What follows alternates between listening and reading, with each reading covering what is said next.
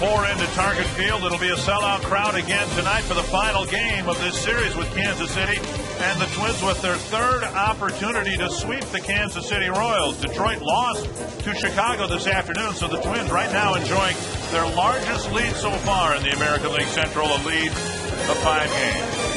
And with that, we bring you inside Target Field along with Bert Blynovan. I'm Dick Kramer. A lot's been made of the Twins' success in interleague play, which usually hits the full speed in the month of June. It might just be that their best hitter seems to hit just a little bit better in June than some of the other months. Well, Joe Mauer, a 3-time American League batting champ. Over the last couple of years, we have seen Joe Mauer in the month of June just kind of take off. Hit 365 last year. Thanks because of a strong June, but over his career, a 321 hitter.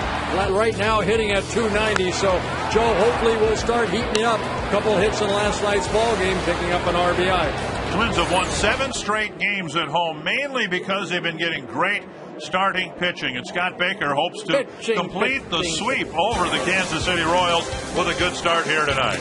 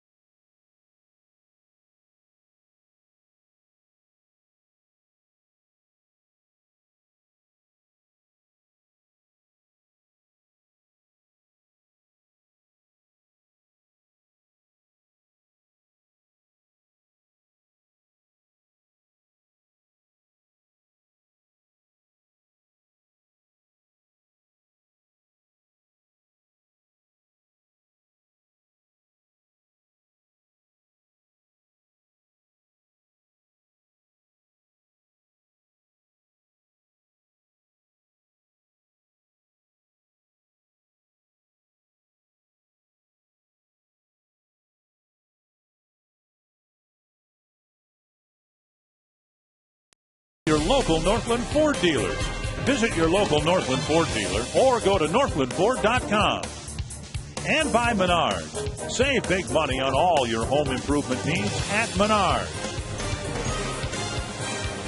The Minnesota Twins tonight go for the series sweep against the Kansas City Royals here at Target Field. I'm Robbie Mikowski, and this place has treated the Twins very well as of lately. They've won 6 straight. They're playing in front of sellout crowds, and there's a lot of energy in this building. One reason why they've been so successful on the field, well, in a word, pitching. Look at the numbers of the Twins the Twins pitchers during the 6-game win streak, just 11 earned runs. They've yet to give up a home run. John Rauchback, career 3 for 3 in save opportunities and an ERA under 2. Scott Baker goes tonight. Let's meet him a little bit. Scott Baker's pregame ritual. How about a PB&J sandwich? He likes chicken spaghetti, the Beatles, and Nolan Ryan. Not what you'd think Scott Baker would be a big fan of. He's from Shreveport, Louisiana, went to Oklahoma State University, and tonight he takes the mound for the Minnesota Twins in search of his 9th win against the Kansas City Royals, most versus any team he has ever faced. It's Dick, it's Bert, first pitch next.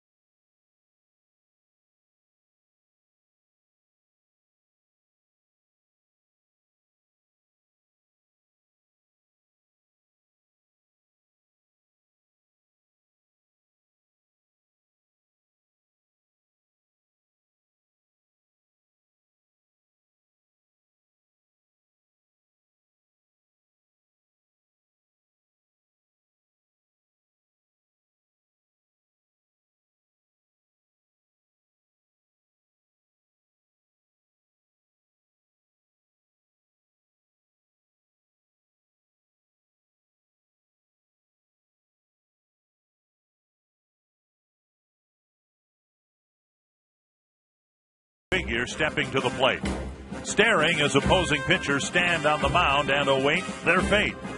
With the brawn of Paul Bunyan, a Northwoods legend famous for his axe, Justin Morneau is an MVP known for vicious hacks. And he drives one to right field. He stands in the box, bat on his shoulder, knees slightly bent, and intense focus as he waits for the ball to be sent.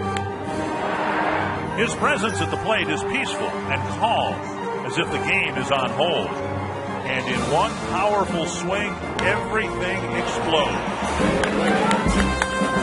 Justin drives balls to all parts of the park.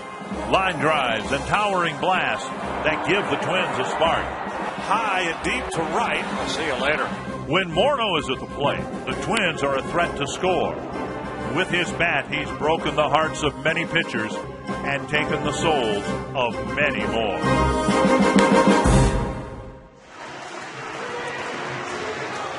Good thing he's in the lineup tonight. Very nicely done. Yes, Justin Morneau will anchor the Twins lineup in position to get another 3-game sweep. This is the 10th time the Twins have had an opportunity to sweep a series. Here's the Menards lineup for the Kansas City Royals. Scott Pasetnik, Jason Kendall, David DeJesus, Jose Guillen leading the team in home runs and runs batted in. Alberto Callaspo, Mitch Meyer, Wilson Betterman, Chris Getz, and Yuneski Betancourt. And the Chief scouting report on Scott Baker making his 13th start. He has enjoyed pitching here at Target Field, where he's 4-1 with a very good 3.49 earned run average in 6 starts, and a very good success against the Kansas City Royal organization. In 13 starts, he's 8-3 with an even better ERA of 3.12. Baker beat the Royals earlier this year here at Target Field, beating Zach Greinke and the Royals 10-3. There's Ned Yost, former manager of the Brewers, was hired by Dayton Moore as a consultant at the start of the year, ended up replacing Trey Hillman as the Kansas City manager. Twins outfield of Delman Young, Denard Span, Michael Kadire, Danny Valencia, Nick Punto on the left side of the infield. Matt Tolbert, Justin Morneau on the other side, Joe Mauer behind the plate on the Northland Ford defense. So the Twins have had 2 prior opportunities to sweep the Royals and failed. They'd like to get it done here today and pick up another game on the second place Detroit Tigers, who were shut out by John Danks and the White Sox 3-0 this afternoon. Yeah, the Twins beat the Royals here on Tuesday night 3-1. Last night 6-2. So starters have done their job. Offense have picked up some runs. And see if Scott Baker can do what he's done so well this year, get through the first 3 innings without really any damage. And facing Scott Pasetnik to start the ball game. Pasetnik takes outside ball 1. Pasetnik just 1 hit in the series and a run scored. 1-1. In that outing earlier this year against the Kansas City Royals here back on April 16th, Baker worked 7 innings, again beating Greinke's 10-3. Only gave up 2 runs on 7 hits. Baker, like all the staff of the Twins, they throw strikes. They are very aggressive in the strike zone. Baker only 17 walks in 73 2/3 innings. 2-1 to Pasetnik, and a foul pop out of play. 2-2. Baker looking for his 6th win. And then Francisco Liriano tomorrow will be looking for his 6th win. If they're both successful, all 5 regular starters will have 6 or more wins. To center and hit right at Denard Span. In fact, he comes in a couple of steps. Well, maybe an indication there of the wind swirling around and maybe pushing some balls back in, because Span at first stayed where he was, and then he had to come in about 6 steps. 1 down. Well, there are the numbers on Baker looking for his 6th win. 4.52 ERA. Again, not a lot of walks. 56 strikeouts. He's allowed 9 home runs, 2 of them coming in his last start against the Oakland A's. Talking with the people who should know, they think we'll get this game in no problem tonight. And then the rain will start seriously around midnight tonight. 1-0.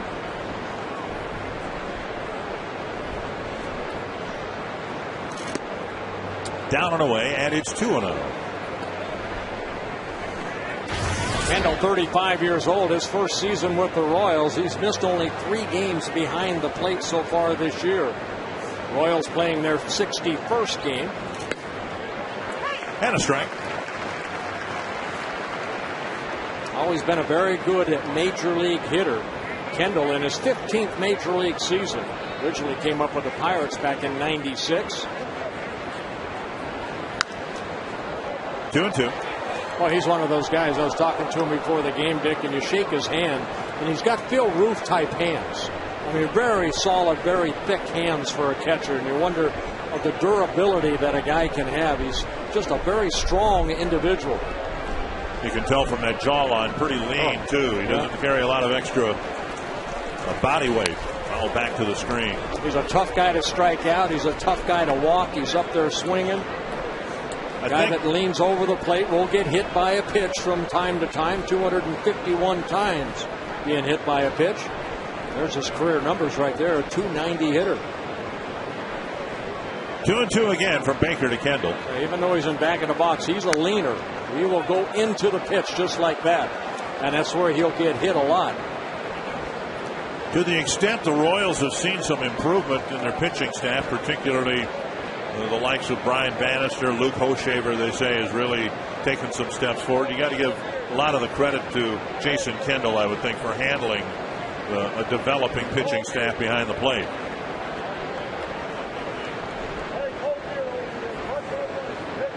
Kendall's been asked to do that just about everywhere he's been. Yeah, he really has. You know, you got 2 guys right there. You got Kendall and Mauer take a lot of pride in handling pitching staffs. Of course, Joe Mauer a lot younger than Jason Kendall, but those guys know the importance of, hey, I'm a very good offensive player, but you know what? My job is to handle Scott Baker here tonight for Joe Mauer. Baker will try again on 2-2. Backhanded by the second baseman Tolbert. 2 down. 2 away in the first, and our Lincoln Mercury Keystad, David DeJesus, and a long hitting streak against the Minnesota Twins. That's not bad right there. 21-game hitting streak against the Twins, and currently on a 9-game hitting streak right now. So he comes in this series swinging a pretty hot bat, and you saw the great numbers for DeJesus against the Twins. And against Scott Baker, DeJesus is 5 for 19, only a .263 hitter. When you look up and down the Kansas City roster, there isn't anybody that's really punished Scott Baker, either with a lot of hits or a lot of home runs. He's done a nice job controlling the Kansas City lineup. Well, I mean, Billy Butler, maybe their best hitter, not playing tonight because he's only 2 for 25 lifetime against Baker. It's an added benefit if you have success against somebody. If you pitch against them long enough, well enough, sometimes you can knock them out of the lineup. There's Butler, who will spend the start of this game at least on the bench.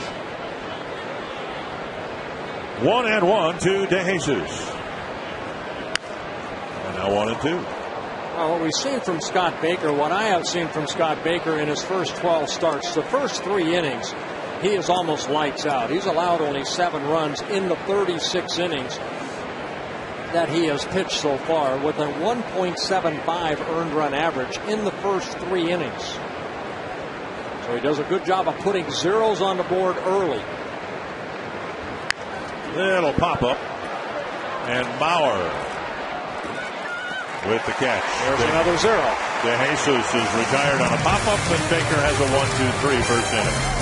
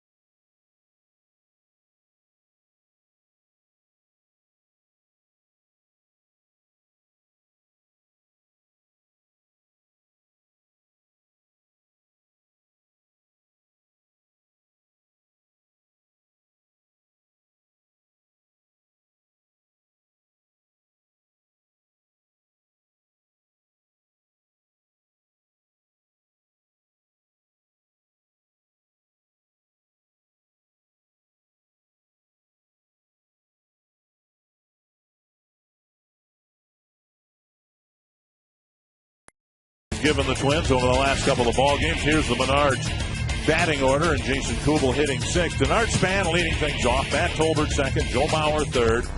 Justin Morneau, Michael Kadire, Jason Kubel, Delman Young with a long home run last night to get the scoring started. To Danny Valencia and Nick Punto. And the Dodge Ram scouting reports on Bruce Chin making his third start, his 13th appearance.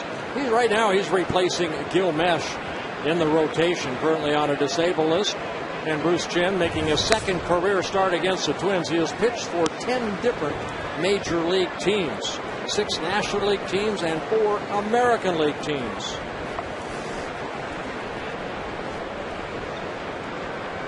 And as the saying goes, as long as he's taking deep breaths and is throwing with the arm he's been throwing with, he might pitch for a few more teams. Well, he's coming off the Tommy John surgery that he had in 2007, so just trying to get back into it. But Chen, at only 32 years old, not an overpowering left-hander.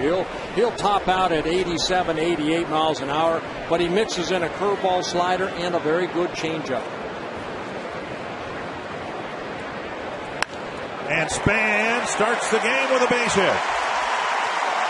Something about this place that Denard Span loves. He has hit much, much better here at home than he has on the road. And the Northland Ford defense for the Royals. Pusetnik in left, Meyer in center, DeJesus back in right. Jose Guillen was there last night. Bayaspo, Betancourt, Getz, and Betterman with Kendall behind the plate. Betterman getting some at-bats here. The Royals, like everybody else, getting prepared for interleague play where there is no designated hitter. So, in advance of that, Ned Yost trying to get everybody on the roster some at-bats. Actually, the Twins pitchers were out early this afternoon taking some batting practice. Tolbert looking down at Scotty Alter, see if he's asked to bunt again. Showed bunt in that first pitch. Span was picked off here the other night by Zach Greinke. Span leading the Twins with 13 stolen bases in 14 attempts. Jerry White, we saw him in the background right there, helping Span out, the first base coach.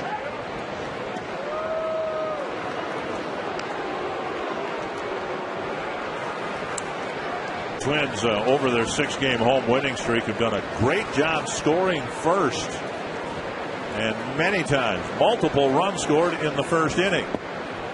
That's a ball, 1-1. The other night they got 3 runs in the first. Last night didn't score until the second inning, and Delman Young's home runs. Yeah, Twins want to be very patient with Bruce Chen too. He has 13 walks in 18 1/3 innings so far coming into this ball game. Making his third start this season. Slow bouncer to short.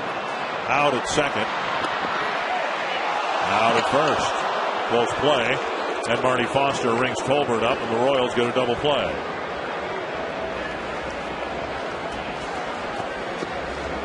So a nice turn in the middle by Chris Getz. Yeah, a little flip right there by Betancourt. Getz hanging in there, showing off a strong arm to get the speedy Tolbert at first base. And it looked like he was safe to me at first, but they didn't ask me. 2 down, and here's Joe Mauer. How come they never do? We get the benefit of the replay up here, and we can see the umpire's mistakes. Here's Mauer. It's remarkable that the Twins not only have 4, I think, of the best left-handed hitters in the American League Central,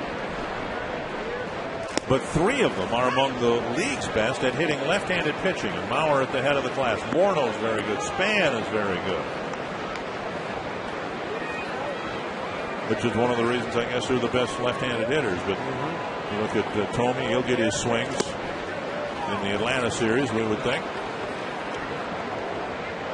and the Rocky series. 2-1 to Mauer.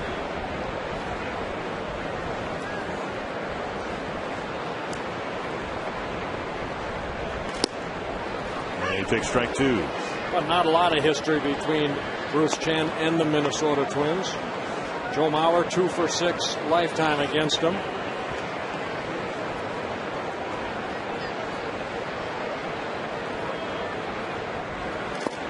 now 3-2.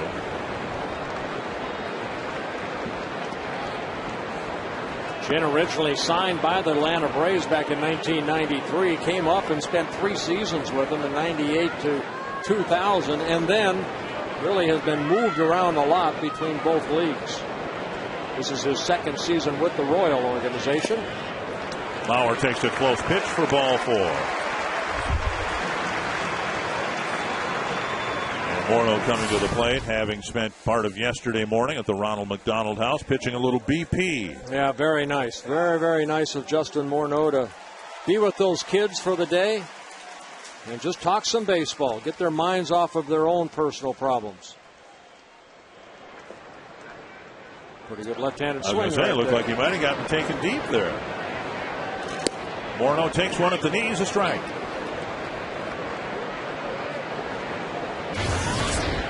It's one thing the players, they take a lot of pride in giving back to the community. And you saw Justin right there, the guy on deck gives so much time back. Michael Kadire, all these players. And they're wise. Yeah, and they're wise. We had a couple wives here last night.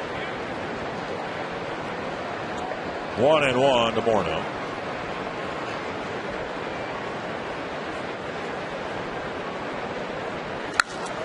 Ripped to right. Off the hard wall. A nice play by DeJesus. And Morneau's held to a single. More importantly, Bauer held at third. DeJesus playing that in right field like he's played all season there, or he just got lucky. I think he got lucky, but this is probably the best play we've seen off of either 3 of those elements out there. That's the plywood it hit off of right there, and that DeJesus quick glove right there getting that ball back in. But you have the limestone just above that, you have the plywood, and then you have the padding. So you have a lot of different angles at that area right in there. And DeJesus did a very good job of playing the carom. Here's Kadire with runners in the corners and 2 away. Chen has faced 4 men and retired just 1, getting Tolbert to bounce into the double play. Well, that play by DeJesus right there, that definitely saved a run. Because that ball gets by him, Joe Mauer probably scores. 1 strike to Kadire. And an excuse me half swing and a foul. 2 strikes.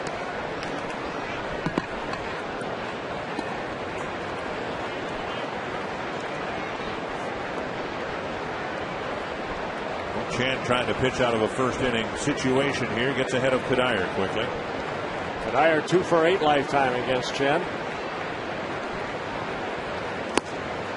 Up and away.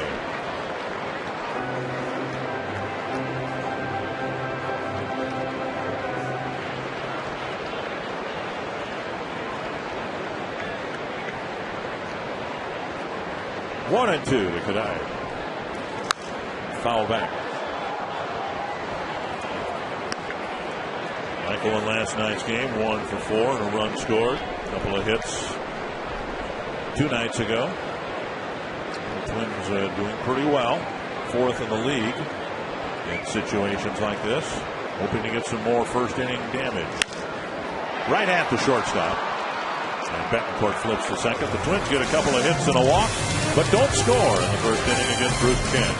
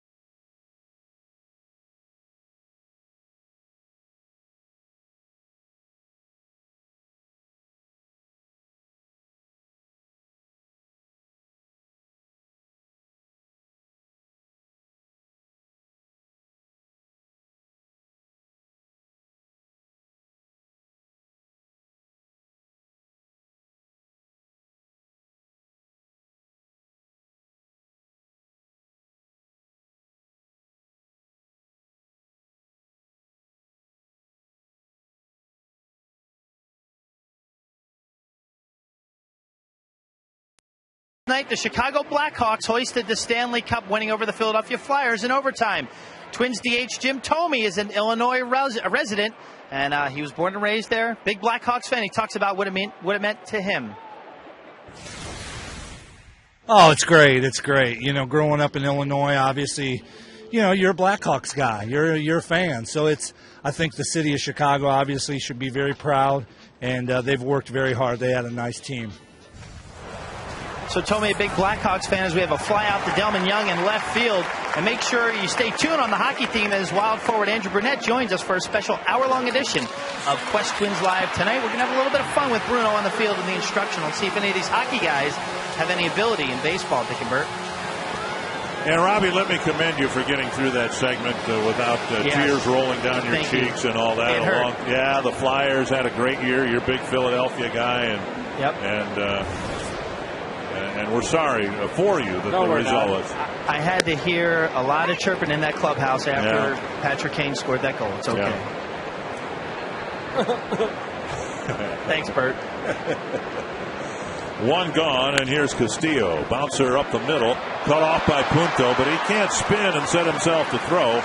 It's the first Kansas City hit.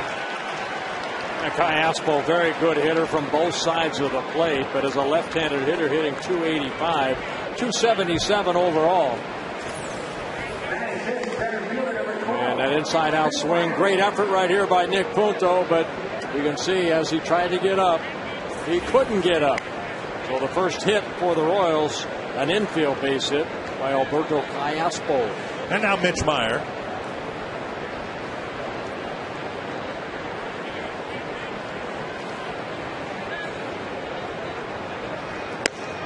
And strike one.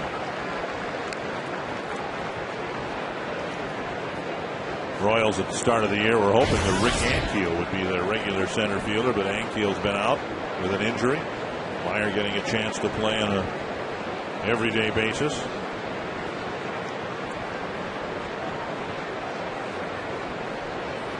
In fact, the first time Kansas City was here, Ankiel hit a couple of home runs in consecutive at-bats. 2 strikes.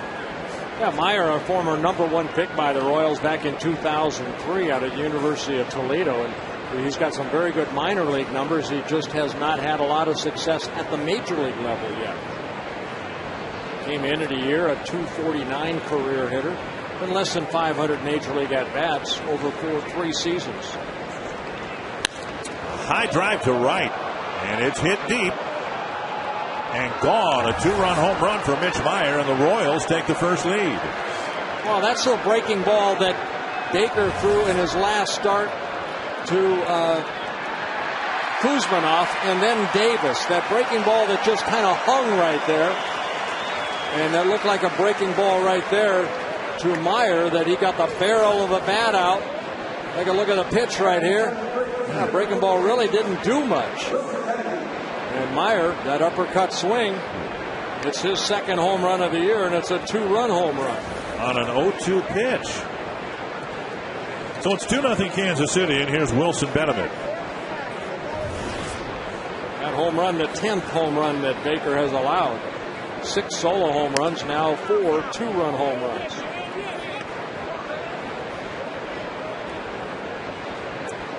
One and 0 to Wilson Benjamin. And a strike. Benjamin playing sparingly. Just a couple of at-bats with 1 hit. And now 2-1.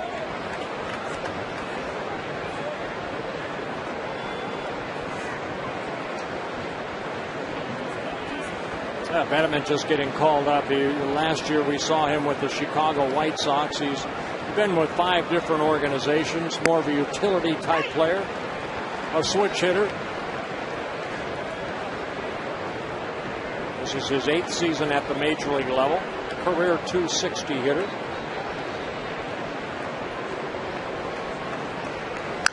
Foul back. Baker had one of these opportunities against the Cleveland Indians back in April. The Twins had won the first 2 games handily. beating Cleveland 5-1, 6-0, and then Baker had one of those games against Cleveland where nothing went right. It was a game where the Indians got a couple of hits on the foul line to start the ball game, and ended up losing the ball game 8-1. Twins have completed a couple of sweeps here, one against the Tigers in 3 games and one against the Rangers in 3 games.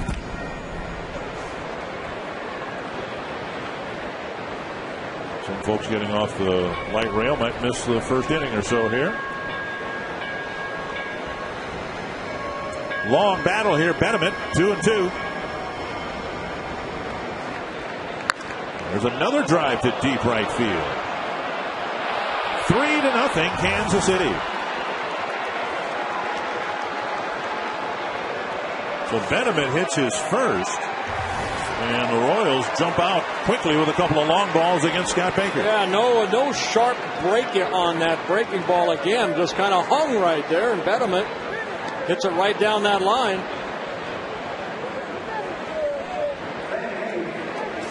So Baker leaving some pitches up. That didn't look like a breaking ball, maybe an off-speed pitch. Right in the eyes of Betterman, and the Royals have hit back-to-back home runs.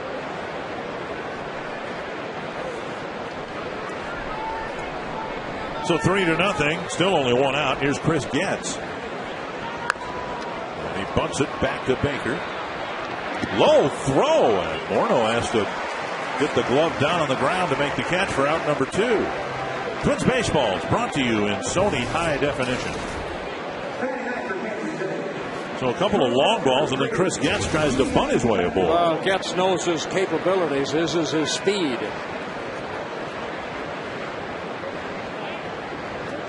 So 2 down, and the number 9 hitter, Yuniesky Betancourt.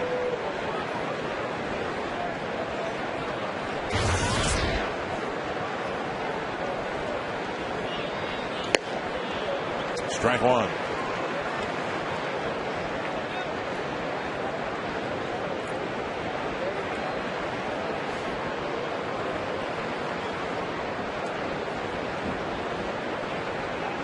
First 4 men were retired, then the Royals get an infield hit, a couple of home runs to jump out in front. Now 2 strikes to Betancourt.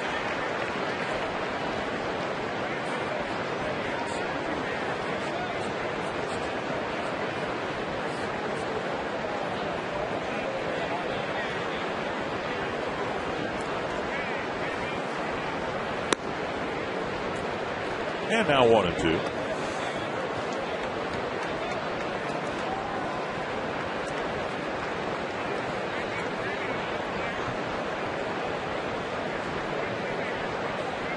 .35th pitch for Baker on the night. Into the seats down the right field line. Twins have done to the Royals what the Yankees have done to the Twins in the 2 prior series. A couple of wins for New York against Minnesota. Then the Twins came back to win the final game, and that's what the Royals have done to the Twins. Yeah, the first time here in early April, the Twins won the first game 10-3, then 6-5, and then lost 10-5. And then in Kansas City, Twins won 8-3, 9-7 in 12 innings, and then the Royals won game 3, 4-3. 2-2 to Betancourt.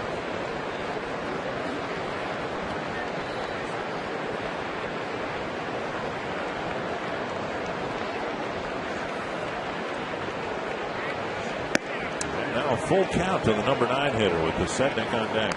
Now, back on April 16th, it was Betancourt who hit that ball in the bullpen of the Royals that might be the longest home run here off of Scott Baker. Betancourt has very good numbers against the Twins over his career. Full count. And a bouncer to short. Punto has it. And the second inning comes to a close, but the Royals go deep not once but twice against Scott Baker to score the first 3 runs.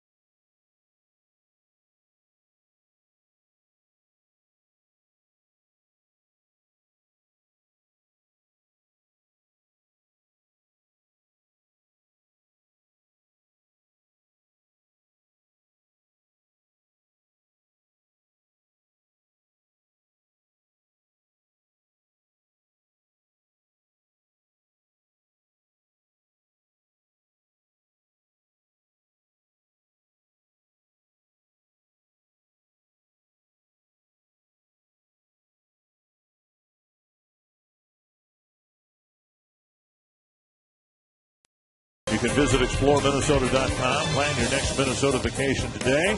Rolling hills and farmland near Preston in southeast Minnesota. Town of 1,400 located in the Root River Valley with convenient access to over 50 miles of scenic paved trails on the Root River and the Harmony-Preston Valley State Trail. Jason Kubel taking a strike. Some wonderful town names down there. Harmony, Prosper, and Preston. Kubel fouls it back. And 2 quick strikes.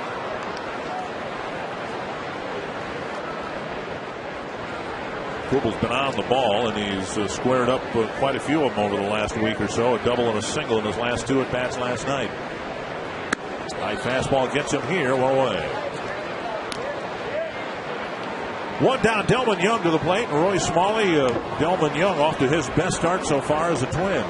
He really is, Dick, and he looks like a different hitter this year from previous years, and there's a reason for it. He's been working very, very hard with Joe Vavra, the batting coach for the Minnesota Twins, on some little mechanical things that have been kind of getting in his way and preventing him from pulling the ball well, but he is driving it just like that on a consistent basis, and it was fun to talk to Joe. It was really fun to talk to Joe today about the mechanical changes that he's made in the swing. Watch how he sits much better on his back leg so he can turn through the ball like that. So much of the time in years past, Delman has been out over his front leg to start. He never got his weight back.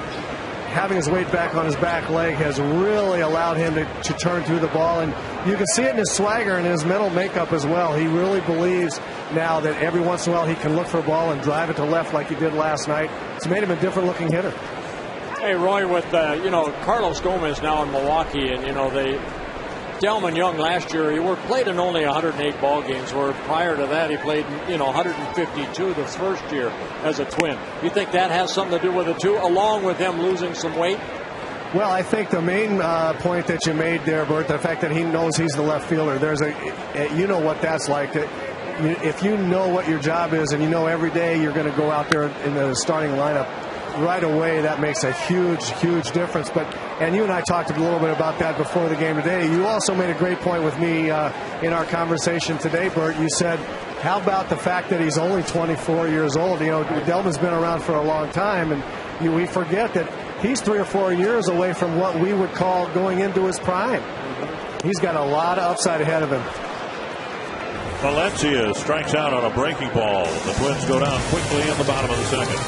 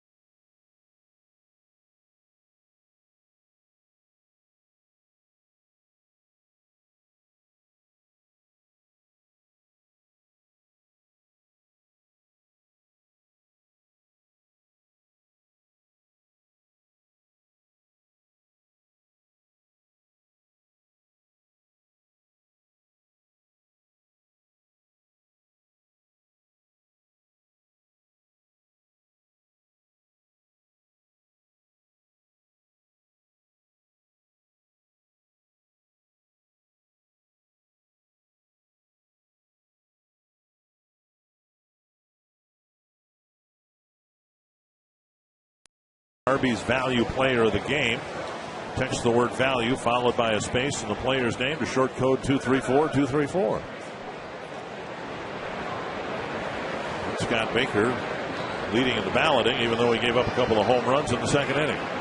Yeah, his job right now, put some zeros on the board. Hopefully the Twins offense can pick up the mistakes he made in the second inning. One strike to Besednik, then Kendall and DeJesus, who went down 1-2-3 in the top of the first. And Valencia over to Morneau, who drops a tag on Besednik's shoulder. We saw Besednik do that last year when he resurfaced with the White Sox, almost an Ichiro type of swing and making contact and running out of the box. Yeah, almost running out of the box right here. Watch right here. He kind of just taking that ball, wants to hit it towards shortstop. Instead, Valencia kind of cuts in between, and Justin on that throw on the infield side ends up tagging out Besednik on the shoulder before his foot can get to the bag. Jason Kendall takes a strike on the inside corner.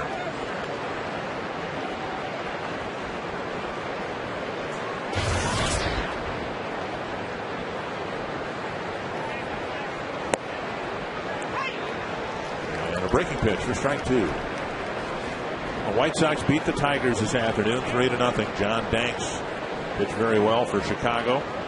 And Scherzer pitched fairly well for the Tigers, but Chicago ends up taking that series 2-1. Morneau to Baker, 2 down. Tonight's Radio Shack, what do you know? Did you know that Scott Baker nearly no-hit the Royals? It was on August 31st of 2007, and Baker took a perfect game into the 9th inning. And he walked John Buck, gave up a single to Mike Sweeney, so he lost the perfect game and the no-hitter in short order. It was a one-hit masterpiece and a memorable night in Twins history.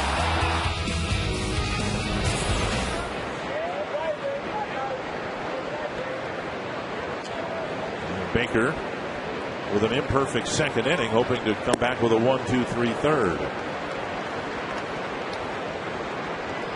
One strike. And Jesus way out in front of the off-speed pitch.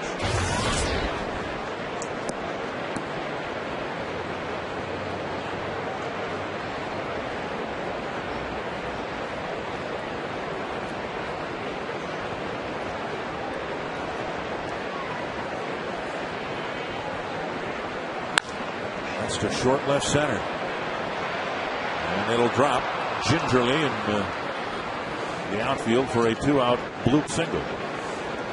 Right off the end of the bat, DeJesus picking up a hit. That keeps his hitting streak alive. 2 ways, a 10-game hitting streak this year and a 22-game hitting streak against the Twins. We'll bring up Jose Guillen, the designated hitter. Last night, Guillen played in right field for just the second time this year. And the idea, of course, is to shake off a little rust defensively, because the Royals have to play in National League ballparks here in interleague play, and they'd like Guillen to be in the lineup more often than not, and he needs to play a position defensively to do that with no DH. Yeah, starting tomorrow night, the Royals go from here to Cincinnati. A liner over the head of Tolbert, and DeJesus will drop anchor at second base. So the Royals, who put together a 1-out 3-run rally in the second inning, now get something started with 2 outs in the third. And that'll bring up Alberto Castillo. Fastball again, too much of the plate, and Guillen with that solid swing. This guy's strong. Leading the Royals with 13 home runs. Picks up the 5th hit for the Royals. Castillo started the 3-run second with an infield hit. He hit a sharp ground ball up the middle. Did I say Castillo? I mean Callaspo. Hit the hard ground ball up the middle that Punto was able to grab, but not recover in time to throw him out at first. Fouled over the Kansas City dugout.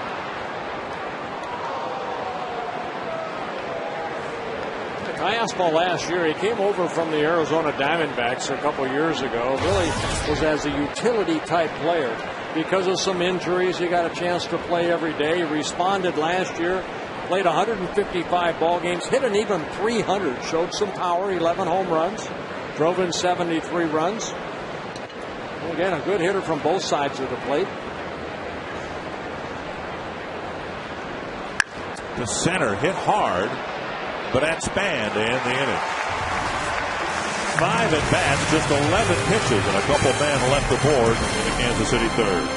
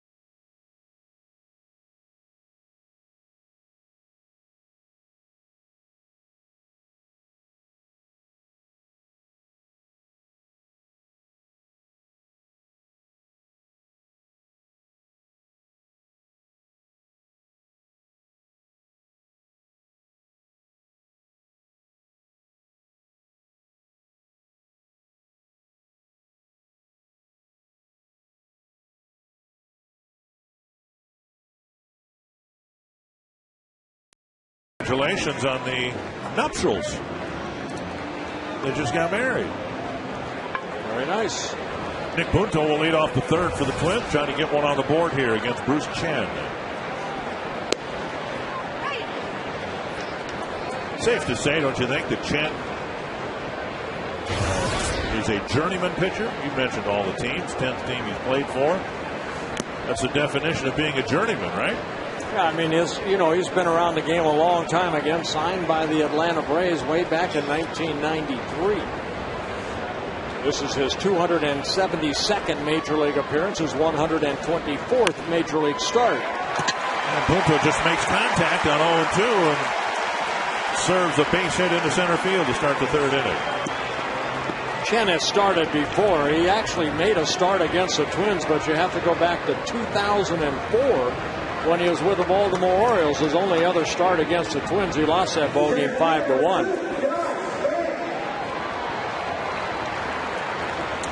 Well, he went from October 2nd of 05 to August 6th of 09 without a win. Well, he had the Tommy John right in there. Yeah. But that's a long time. And now he gets pushed into the rotation because of Gil Mesh's shoulder issue, and he wins a couple of games already for Kansas City. And he's got a 3-0 lead here tonight. One strike to Span. Just off the plate, 1-1.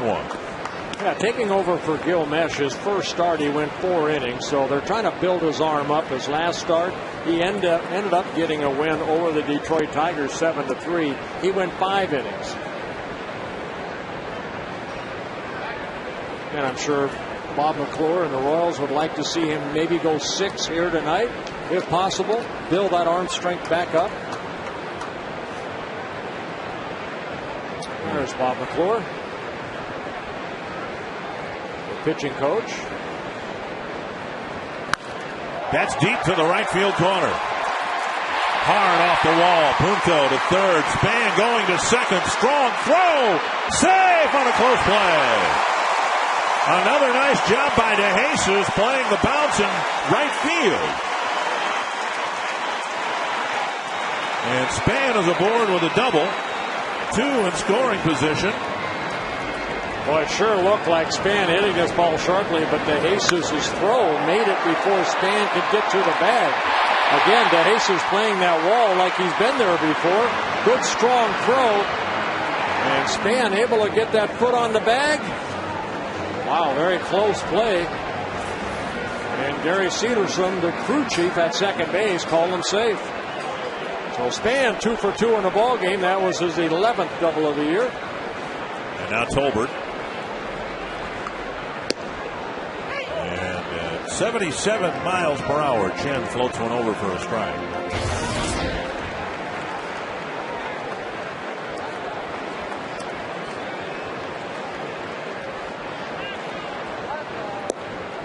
One and one. Well, the Twins have peppered the wall in right twice. Morneau hit a rocket against the fence in right in the first, and now Span here in the third.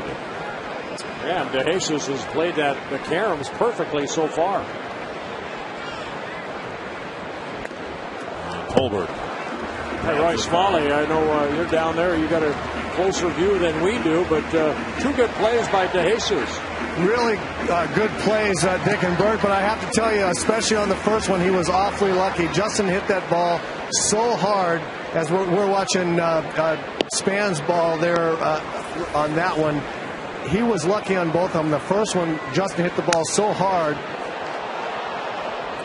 Punto nearly trapped off third, but it's a foul ball. Yeah, he would have been caught in no man's land right there. Just to finish the thought, Justin hit the ball so hard that DeJesus didn't even bother to go back to try and catch it. He knew he was going to play the carom, so he was a long way away and was able to react. If he had even taken 2 more steps toward the wall, thinking he might catch that ball caromed off so hard it would have gotten by him. And then Denard hit the ball hard too, but frankly, I think DeJesus gave up on it early, and again, he was back far enough to be able to play just about any carom that he got. Well, a big strikeout right there by Chen. He picks up his 3rd strikeout. There's Morneau's ball. Look at where look how soon he stopped. Bert, if he had taken 2 more steps trying to catch that ball would have ricocheted by him. Yep. Still a good defensive play. And Mauer would have scored in the first inning. He did not. He was held at third, and now he'll come up to try to drive in a run or 2. Mauer walked with 2 gone in the first. Morneau singled him to third, and that's where he was left. Just outside a ball. First base is open. And Chen has gotten 1 double play ball already. Yeah, this is where you face a guy that's won 3 batting titles, and then you have, you're going to walk him to load the bases to face Justin Morneau. That's in the back of your mind out there, too. Down low, 2-0. That's what led to the Twins and a couple of other teams this year walking Mark Teixeira to get to Alex Rodriguez just to try to set up the double play. And the double plays never seem to come. No. Just those grand slams. 2-0 to Mauer. And he takes ball 3.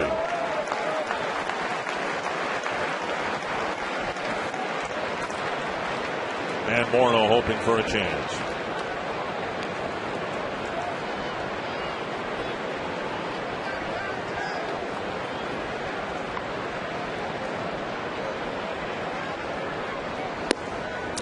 Outside corner, 3-1.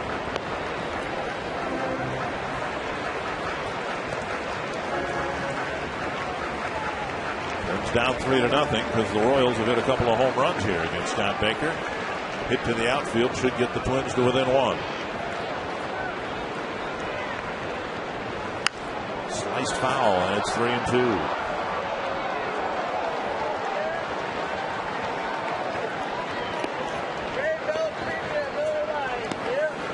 Chen, who wriggled out of a jam in the first inning, actually faced 5 men, only retired 2 of them. Got a big double play before getting Kadire to end the inning. Now pitching out of a more ticklish situation here. 3-2 to Mauer with 1 gone. A drive to center field and hit well. Nice running catch by Mauer. Now Span has overrun third base and didn't retouch. It'll be a double play. Vapor lock. And no run scored because I think Punto held up before he crossed the plate. Span was doubled off second.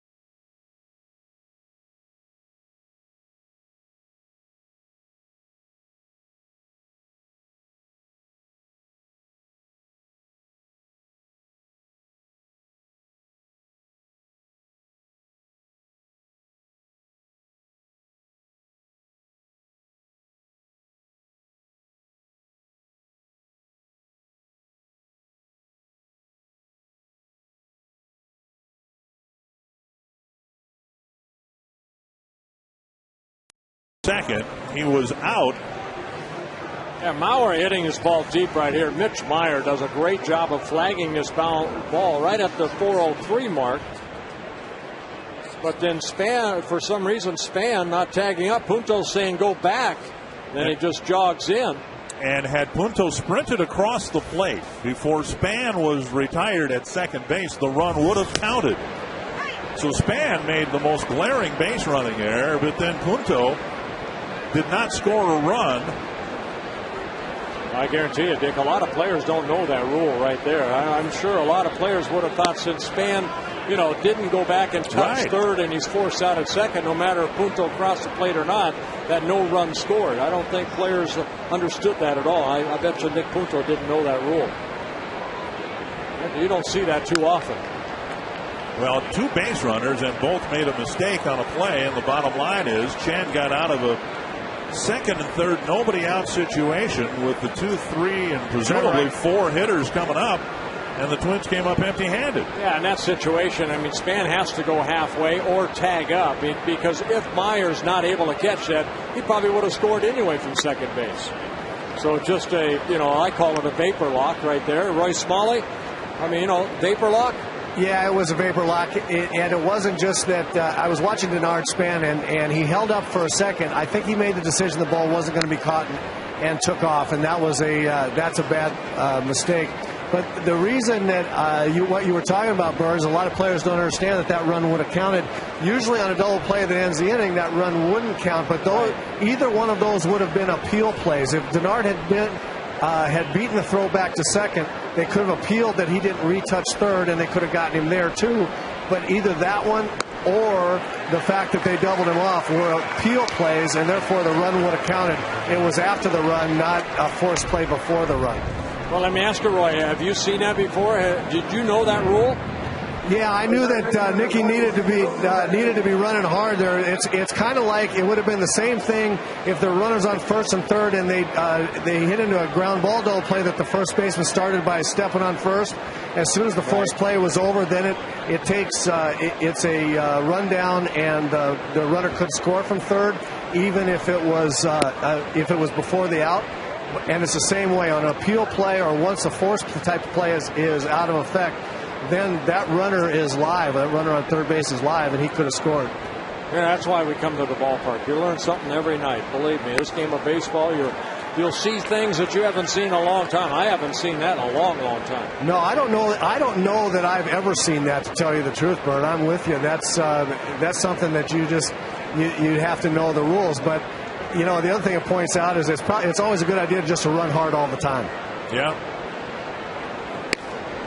Strike on the outside corner, and of all people to not run hard, it's the guy who runs hard. That's a real anomaly right there for Nick Punto ever to not be running hard, have something happen when Nicky wasn't running hard. That's why I said I don't think Nick Punto knew that rule right there, or he would have run hard. Baker picking up 2 straight strikeouts on guys that took him deep in the second inning.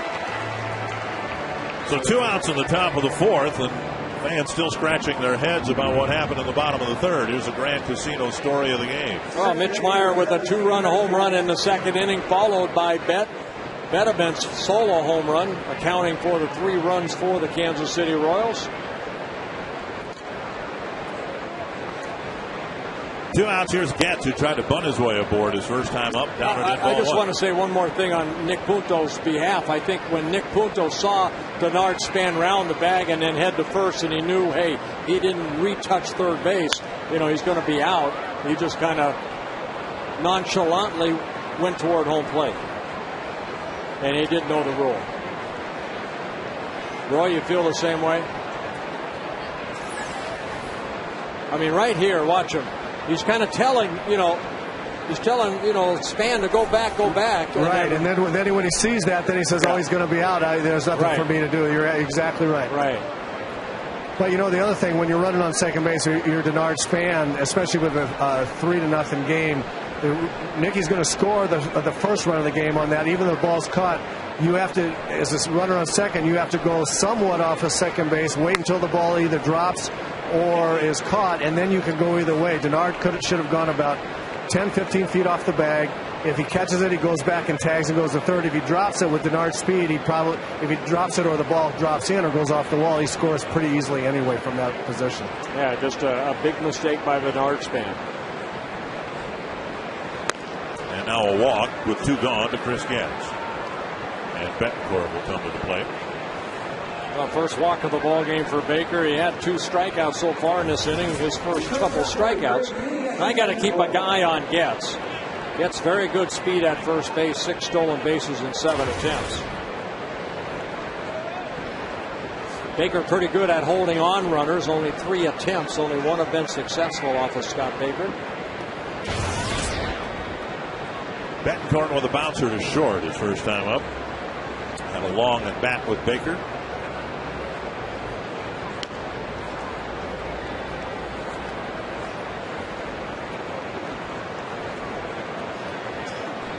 Whenever Baker delivers his next pitch, it'll be his 65th.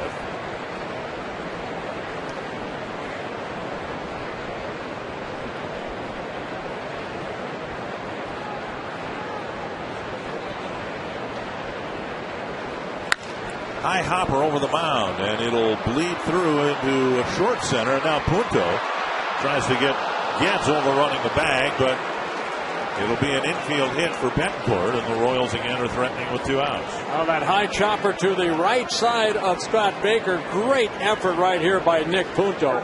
Because as a base runner Getz, I'm sure with his speed, he's thinking this ball gets through. I'm going to go to third. It's not hit that sharply. Punto sliding for the ball. Getz takes off. But you can see him almost think about going to third. And Tolbert right there to put the quick tag on him, but Getz gets back. First and second, 2 down, and here's Besednik. Fly ball to center and a ground ball on a slug bunt to Valencia third. 1 strike.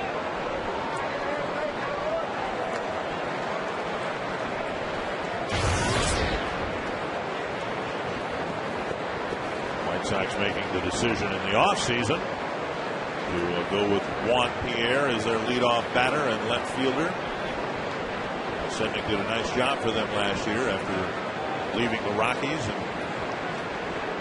and kick-starting the White Sox offense as he did in 2005. He's been a very good leadoff hitter over his career, a .277 hitter, his 10th season at the major league level for Scott Besednik. Back in 2004, led the National League when he was with the Brewers in stolen bases with 70.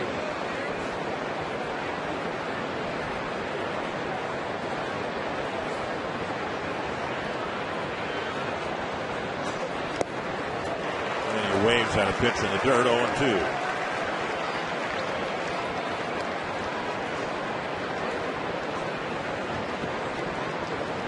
I would imagine, especially given what happened in the bottom of the third, really important for Scott Baker to bear down and put some more zeros up.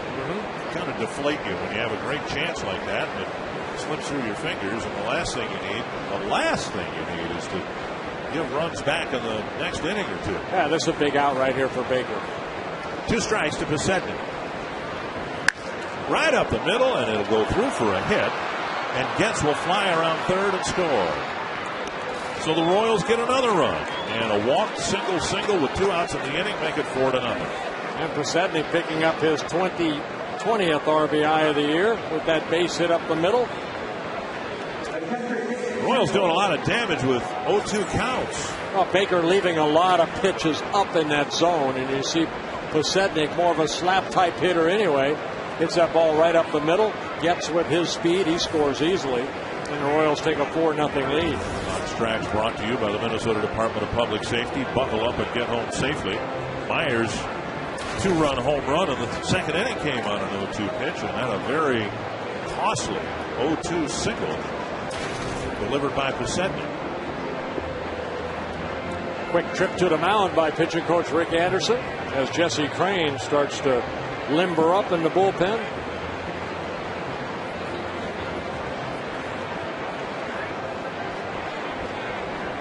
So 2 outs and the base is empty. Advantage pitcher, or so you'd think. 2 strikes to the batter. 0-2. Advantage pitcher, or so you'd think, but Baker's had a tough time finishing off hitters and innings here. And it's 4-0 Kansas City. Here's Kendall.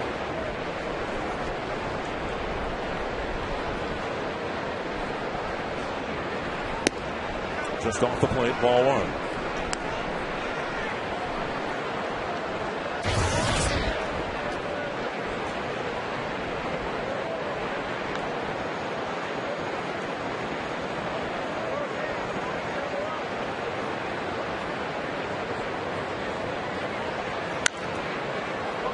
Over the Twins dugout, out of play, 1-1.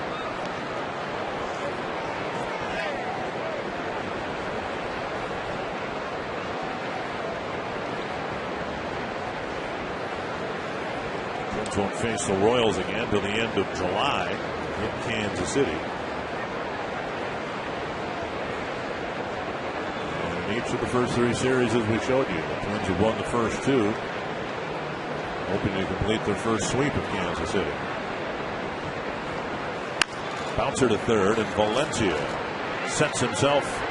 And Morneau with a stretch at the other end finally ends the 4th inning. But the Royals put together a 2-out rally, add another run. Justin Morneau will lead off the 4th with the Twins down by 4.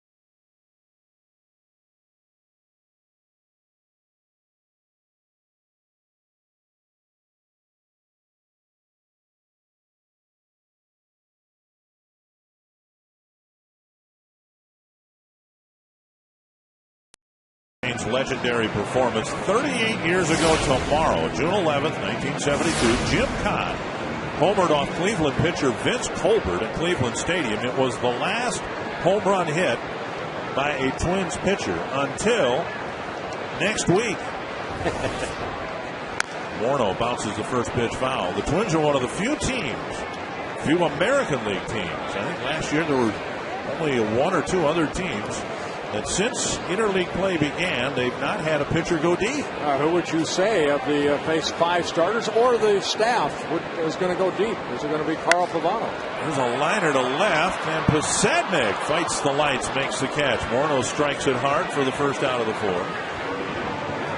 Yeah, Justin got a pitch up right there from Chen and hit it hard, but Posednik got to it and then had to look like he did fight the lights to make that line drive catch.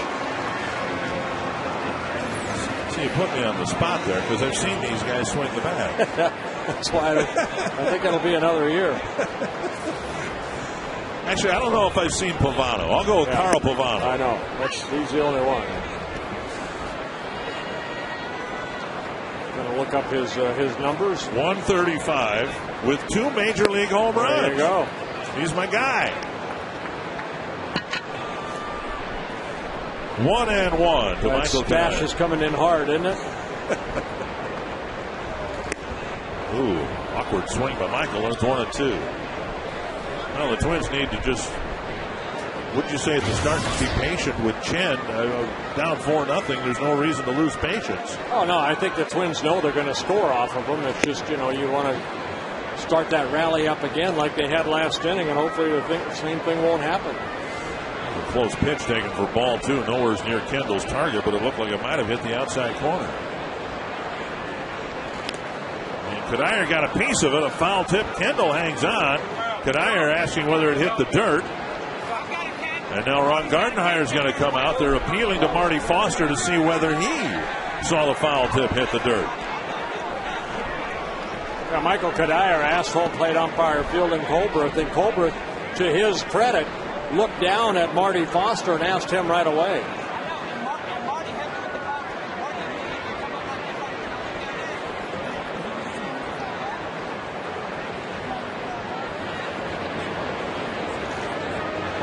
Fielding Colbert did appeal to Marty Foster, who apparently pumped his fist like it was a strike. Right, and Marty Foster went to fist and said, no, he struck out. He caught it.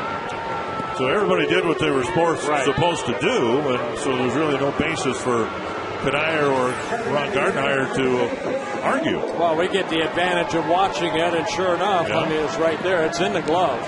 Did it touch the ground first?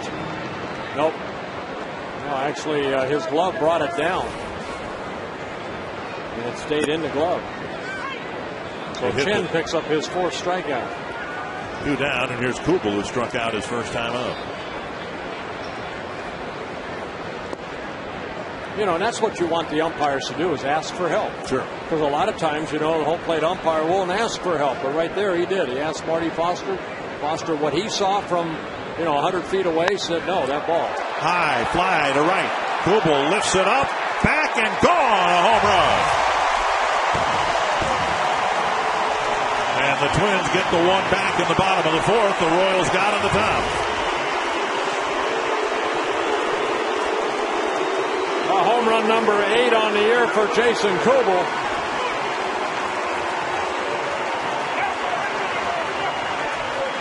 And Minnie and Paul go off. Kubel hit one here a couple nights ago off Zach Greinke, a solo home run.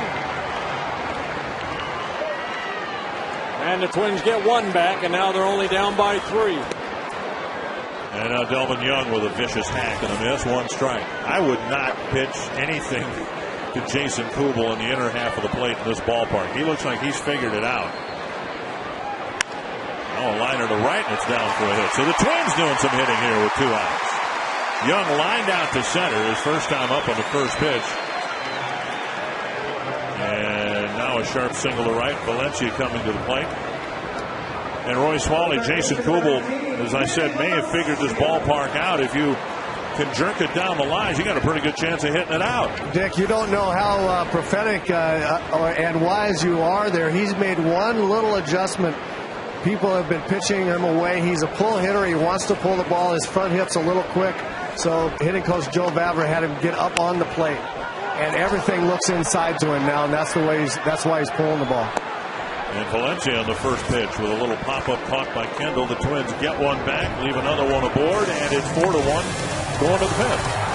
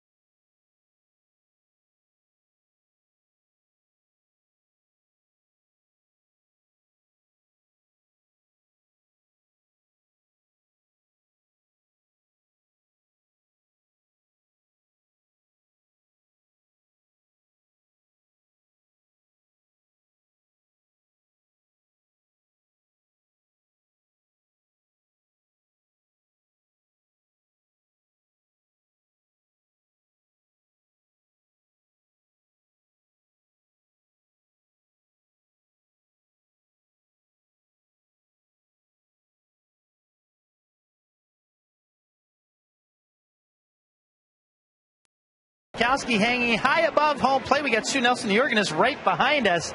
And I'm here with Jill, who, Bert, check this out. You'll appreciate this in the Minnesota State Lottery Winner's Circle. $100 in lottery tickets for Jill here. She retired today, Bert, after spending 16 years with the Buffalo, Minnesota School District. And she's out celebrating here, trying to get circled by you. I don't know why exactly someone would want to do that, but congratulations to you, girl. Jill, what's this moment like for you? Oh, it's a great moment. I've been waiting a long time. I didn't think I was going to be able to do it, but my husband said you can do it this year, and I was very, very happy about that. Very nice, Joe. Congratulations to you, and I don't know why someone spent 16 years only to get circled by you, Bert, but congratulations to Jill. Yeah, congratulations, Jill, and thank you for teaching all those kids all the probably right things to help them make a success out of themselves in life. You know, teachers sometimes are so underappreciated. And Jill, congratulations to you. 1-1 to DeJesus, and the teachers might be the only people on the planet happier than the kids that school's coming to a close. A lot of schools, school districts wrapping up the school year today. 2-1 to David DeJesus. Singled his last time up. Popped up. Short center. Span comes in. One down. If you have tickets for Sunday's game against the Atlanta Braves, make sure to get to Target Field early for the annual mascot game with TC and his friends. After the game, kids 14 and under can run the bases at Target Field, all part of Blue Bunny Kids Day. Check ticket availability for all games at Target Field. Call 833-TWINS or visit twinsbaseball.com. That's always one of the more amusing pregame activities, the mascot game. And I remember, I think the last 2 years, the inflatable soldier by the U.S. Army has sprung a leak. He deflated. So we hope that as the Twins have moved outdoors, that the soldier representing the U.S. Army has a better experience here at Target Field. Larry the Liver. We don't know if he's going to make it to the mascot game or not. 1-2.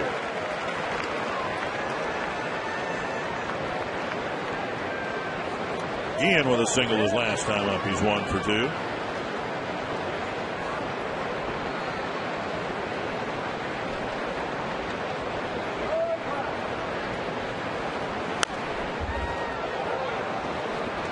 Well, it's been a struggle for Baker here tonight. A lot of pitches up in the strike zone. Just really hasn't established anything down.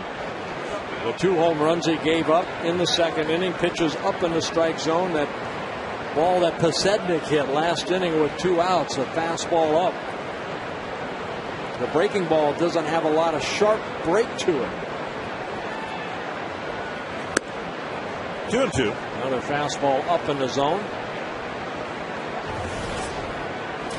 A couple starts ago here against the Texas Rangers, he was saying that, he really had a tough time. It was probably the toughest outing he had of getting that ball down in the zone.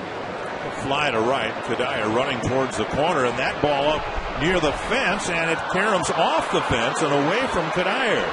Guillen will round second, on his way to third, and Kadire's throw not in time.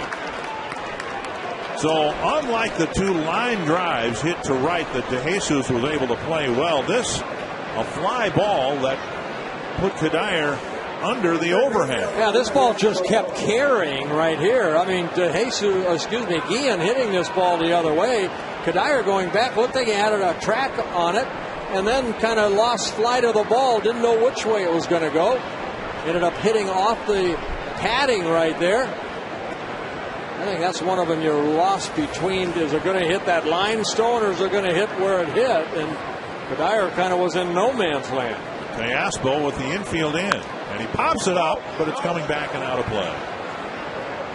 Bert, that's exactly what happened. Watching from down here at first base, Michael went after that ball knowing that the overhang was there. If the overhang's not there, he runs back to the wall, and he may not catch it. It might have been too high, but he would have gone back and made a leaping attempt at it, and I think might have been able to catch that ball. But he really was between what should we say, a limestone and a hard place? the outside corner 0-2. Baker would love to get a strikeout here. He's gotten a couple of them, and he really needs one here or something, an out of the infield. You wonder in time if Kadire has that happen again, if he'll say, you know what, I'm just going to go to the wall because if it hits a limestone, I'm going to have to play the carom anyway. Right. So I've got to go back to the fence. I thought that ball just kept drifting on it. I remember a conversation I had with Tom Kelly. It was at Harmon Killebrew's golf tournament. And Tom said, you'll know the ball is carrying differently when you see outfielders do what we saw Kadire do. Go to an angle and then have to retreat from that angle, play deeper. That's the first sign Tom thought that the ball is going to be carrying differently, at least on that particular day. 1-2 to Ayaspo. And he takes low 2-2. Now Baker would like to get a strikeout right here. He's had 2 strikeouts last inning. The first 2 batters he faced, Meyer and Bedeman. Jesse Crain getting up for the second time in the ball game.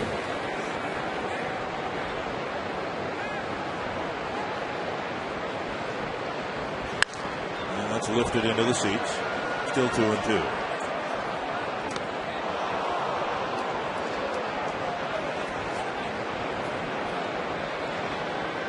Baker approaching the 90 pitch mark here, and he still only has 1 out in the 5th. It's not been a smooth ride. He has struggled in every inning but the first.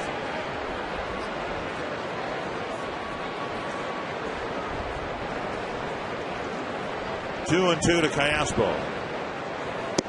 He misses inside, filling the count with Meyer on deck. Yeah, just not as sharp as we have seen Baker in the past.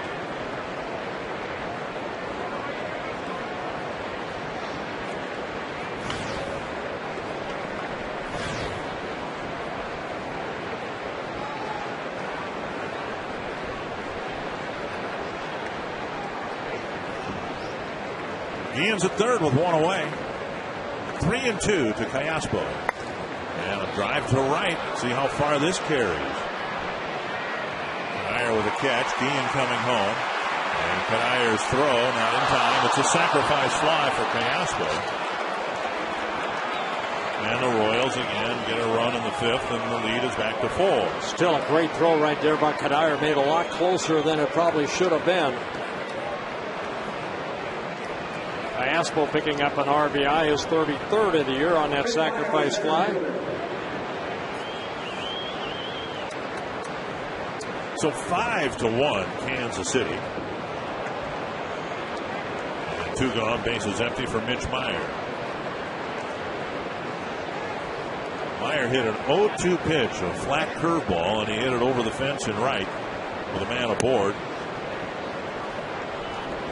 And Baker's not had a smooth ride ever since.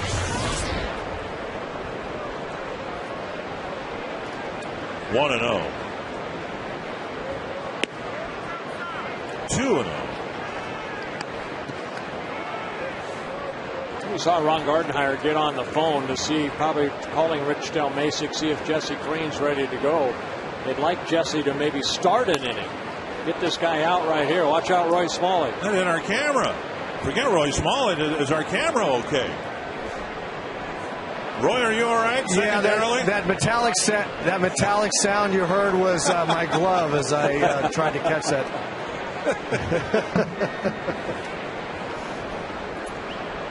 I mean, we all could be replaced. Roy Smalley could be replaced, but that camera. Wait a minute. At least that's what I've been told, that we can all be replaced, but I mean, those cameras are worth, what are they worth? A couple $100,000? 3-1. A high fly to left center. And Delman Young comes in to end the inning. But Guillen hits one off the wall and right. The Royals turn it into a run. It's 5-1.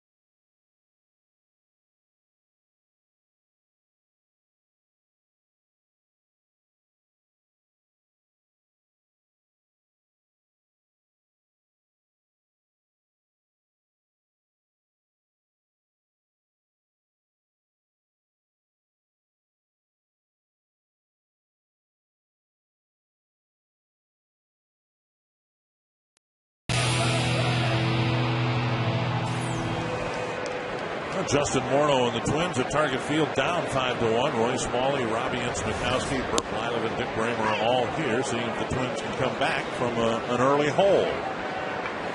Well, Bruce Chen starting his 5th inning of work at 60 pitches in the ball game. And he bends 2 breaking balls over for strikes to Punto. He had him 0-2 leading off the 3rd inning, and Punto punched a single to center.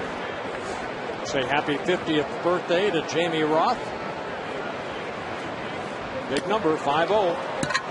Fastball away, a foul tip. It's a quick strikeout to start the 5th inning. And a 5th strikeout for Bruce Chen. You can submit a question or comment to us online at carsoup.com/baseball. Deanne Weber of Northfield wondering whether we keep our own scorebooks or whether we rely on someone from the truck for that. From the truck? You rely on anybody from the truck on anything? If I wanted to read a comic book or something, maybe. You never know. See, I have my own book. Right. And I have my book that I keep score into. And they keep score. At least one person does in the truck. How many people in the truck keep score? Don't hear anything.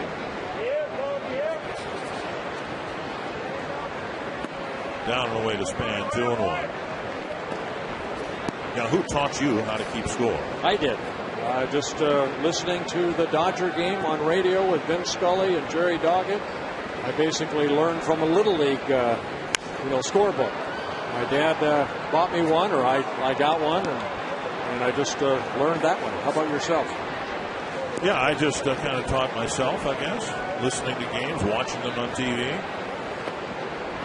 I think everybody has their own way of keeping score. A lot of fans come to the ballpark day in and day out and keep score.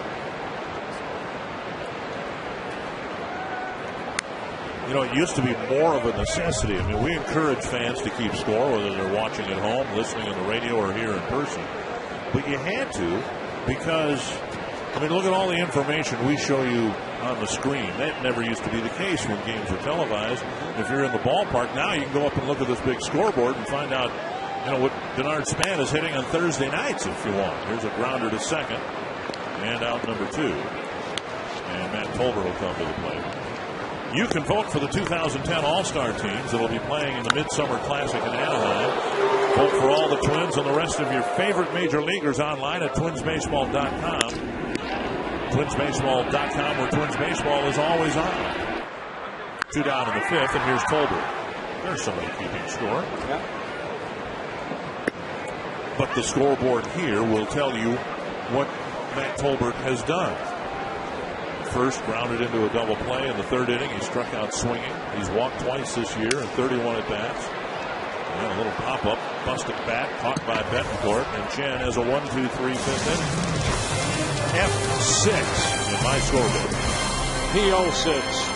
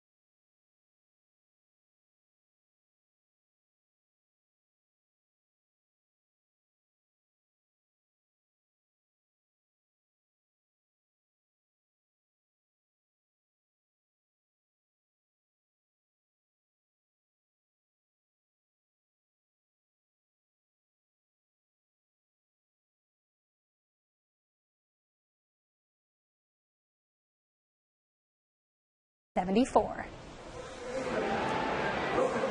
And decent enough weather here tonight, but the Twins haven't played well through 5 innings. And Scott Baker's out of the game. Jesse Crane comes in.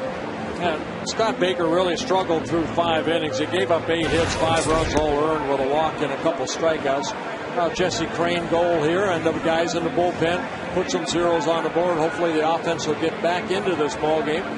For Jesse Crane, he's making his 26th relief appearance. That ERA coming down. He's pitched very well as of late. 24 2/3 innings. Only 6 walks with 19 strikeouts for Jesse. He'll face the bottom third of the Kansas City lineup, starting with Wilson Bettman. Then Chris Getz and Yuniesky Betancourt.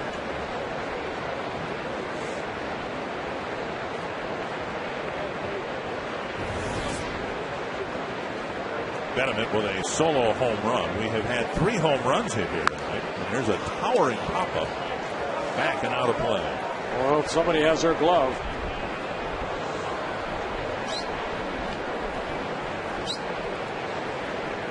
One strike. I was talking with Ned Yost about the Braves coming to town. Bobby Cox, and he was unaware that Atlanta was coming here. And Ned Yost, longtime bullpen coach and third base coach for Bobby Cox in Atlanta. Ned Yost, the Kansas City manager, was a bullpen coach during the 1991 World Series. And he said the 12 years he spent under Bobby Cox were the best 12 years of his baseball life. He learned so much from the future Hall of Fame manager. Up high, and it's 2-1.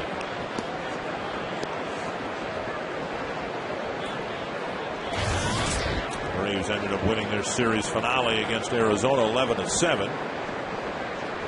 And they are on their way here, I suppose, as we speak. Open up a series tomorrow night. The breaking pitch missing, and it's 3-1. Yeah, Chipper Jones will be in that lineup, hopefully. Always nice to see a future Hall of Famer. He was activated today, played in that ball game today. Jason Hayward might be the National League Rookie of the Year. A good pitching matchup tomorrow night. Francisco Liriano against Tim Hudson. Rifled to right, and Kadir crouching as a catcher would. Makes the catch for the first out. Time for our Haynes Comfort Zone with the bullpen called in here in the 6th inning. The Twins bullpen has been very good. Yeah, Twins have had a 6-game winning streak here at Target Field, and great ERA by the bullpen. Jesse Crane alone over his last 9 appearances has not allowed an earned run, covering 8 2/3 innings. Here's Getz trying to bunt for a hit, but was thrown out in the second, and then drew a 2-out walk from Scott Baker, and a couple of singles followed, and the Royals got a valuable insurance run in the top of the 4th.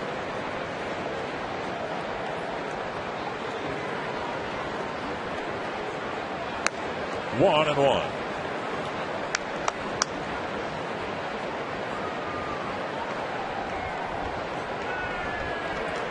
I was surprised the White Sox dealt Chris Getz.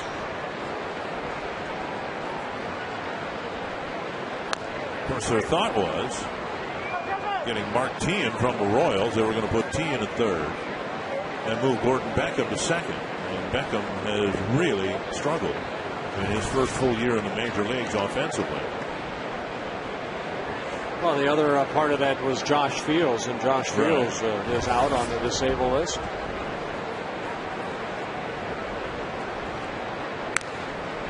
The White Sox seem to have all but handed third base to Josh Fields a couple of times, and he didn't really take off with it. Getz, the White Sox, at least the people we deal with, the media people, were pretty impressed with Getz last year as a player.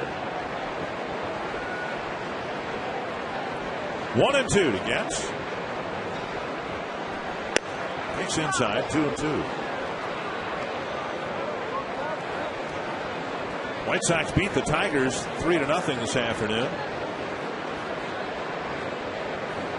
The Twins, if they can come back and win this game, would have opened up a 5.5 game lead over Detroit in the division. And another full count. Still, the Twins have the biggest lead of any team in any division so far. I mean, Tampa Bay are 2 games coming into play. 2 games. The Yankees are 2 games behind them. The Angels are playing very good baseball right now, only a half a game behind the Rangers. Atlanta Braves are in first place. The Phillies right behind them. And Crane picks up a strikeout, his first strikeout. AT&T trivia question with 2 gone in the top of the 6th. Who was the last Twins player to lead the American League in extra base hits?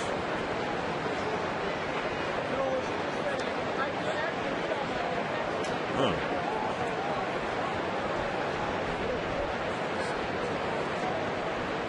going to go with a Twin and Baseball Hall of Famer.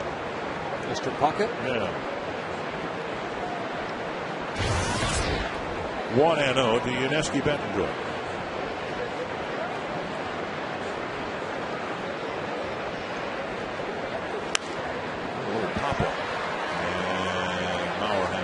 You mentioned before Betancourt hit the long home run into the bullpen here over the 4-11 sign, and whether it was still the longest home run hit here. I asked the Twins media relations staff that very question this afternoon, and they said no. Corey Hart's home run into the 3rd deck is the longest measured home run here.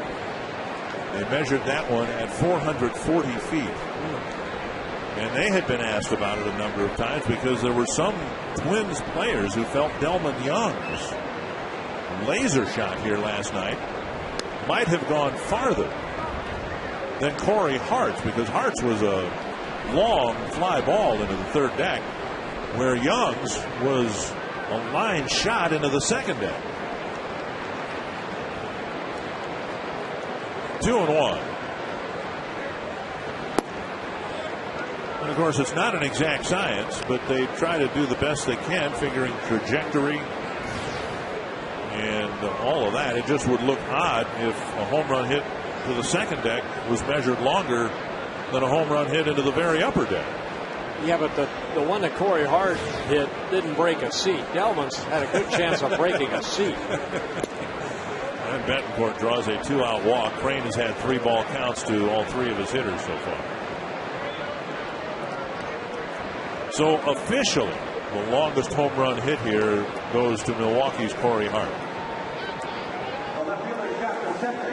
Betancourt's, I think, measured 420 some feet, and then there's an independent measurement that someone makes, and that longest home run title from that source goes to Brennan Bosch of the Tigers, who hit one to right center field out near the flagpoles. Strike 1 to Scott Pasetnik.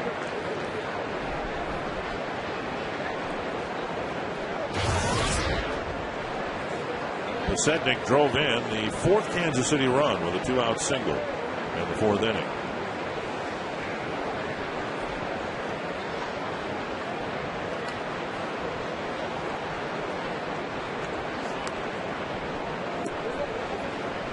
I'd like to say happy 68th birthday to Joan Buddy from Gray Eagle, Minnesota. She's dealing with Parkinson's. She was at the ball game last night. Did not get a chance to see you, but a happy 68th birthday to you.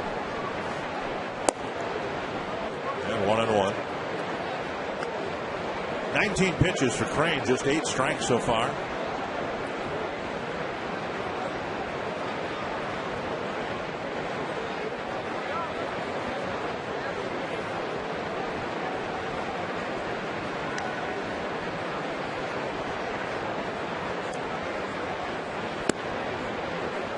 Now 2-1.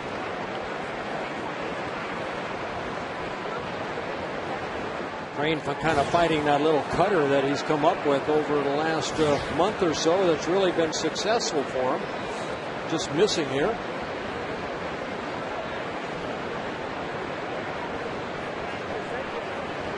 Two and 1 to Pasetnik. Off of Crane's finger to the shortstop, bobbled by Punto. All hands are safe, and Crane looking at his bare hand, and apparently is okay. And Ron Gardenhire's going to come out. And check with Crane, along with trainer Rick McWayne.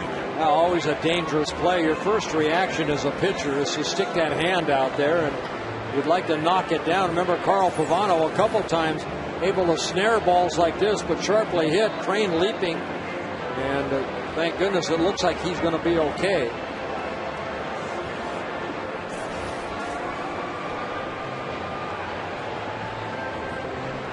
No ruling yet as to whether it's a hit or an error.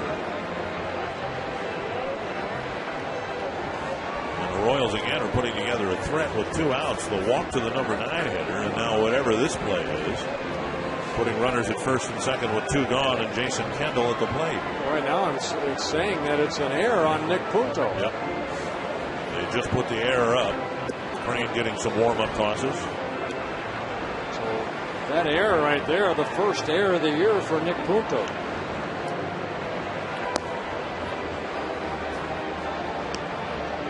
That's a tough error right there. Ball had a lot of spin on it. Nick Punto was going up the middle, and then he had to kind of backpedal to catch that ball.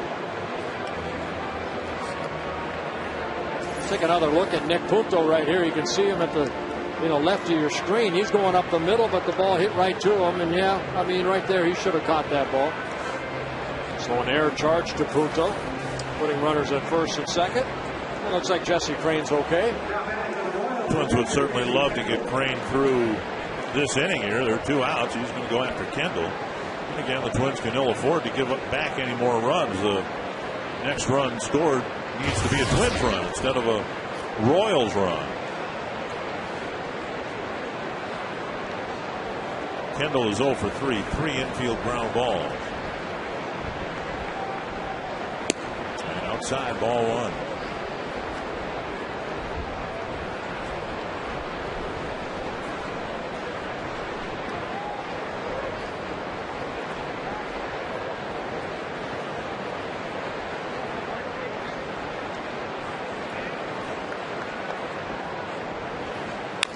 Cat foul, 1-1. Light tossing down in the Twins bullpen. They're getting somebody loose, but obviously they'd like to get Crane through this 6th inning. Ron Mayhay just starting to get loose.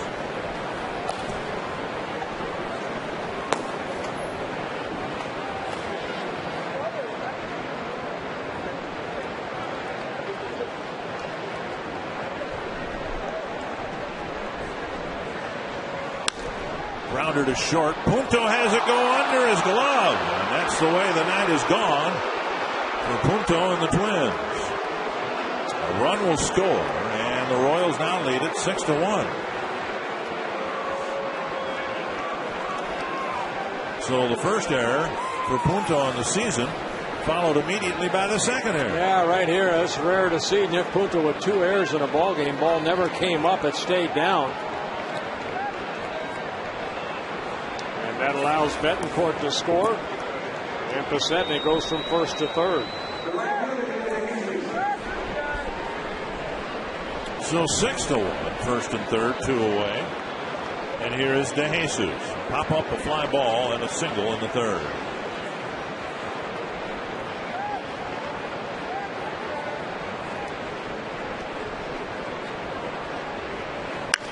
Fouled away. Punto and Span involved in a dual base running mistake earlier, and now Punto with a couple of errors. Well, you know what, that reminds me of a story back at the old Met. Danny Thompson was playing short and Dave Gols was pitching, and Danny made a couple errors just like Punto did right there, and Danny called time, came into Dave Gols and said, hey, quit making them hit the ball to me. Pick on somebody else, would you? And he ran back to his position. And your viewers, particularly you high-def viewers, might be able to tell that got a light rain falling here now. Up and away, 1-1. So far, this has been a stinker. The Twins haven't played many bad games at home, but this has not been a good game. She came prepared.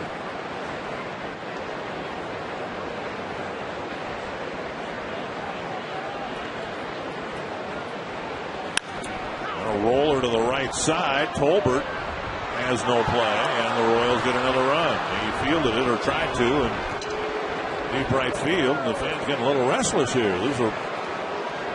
Although that's a tough play, and it'll be a base hit, I suspect, for DeJesus.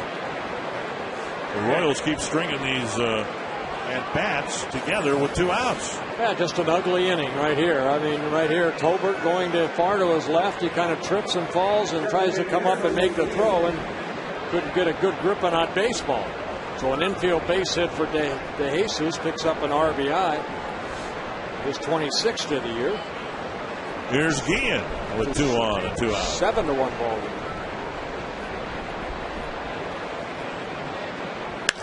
And a sharp single to center. Kendall around third. They're going to wave him in. And the Royals take advantage of some Twins miscues and keep piling on runs here in the 6th. Well, jumping on that fastball, Jose Guillen picks up his 3rd hit of the ball game. Driving in a run, his 40th RBI of the year. And Ron Gardenhire's coming out. It looks like Ron Mayhay will come into the ball game. Seen a lot of pitches here tonight in this area right there. Pretty much right down the middle of the plate. And the Royals pouring it on. And they've opened up an 8-1 lead.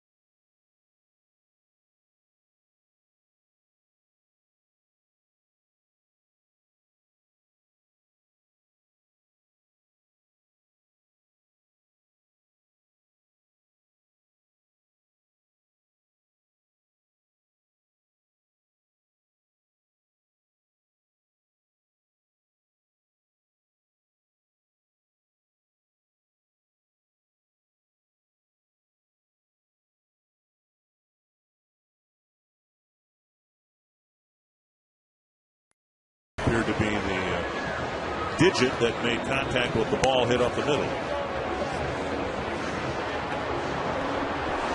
And Ron Mayhay comes out of the Twins pen. I would say the first 2 outs came easily, but they came.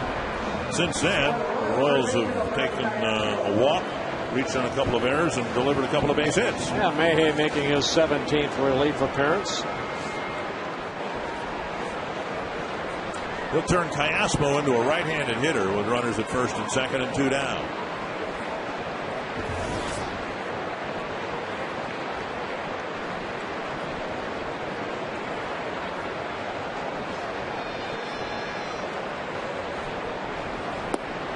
Down and in, ball 1. Mayhay with the Kansas City Royals the last couple years. They designated him for assignment in late August, and then the Twins picked him up.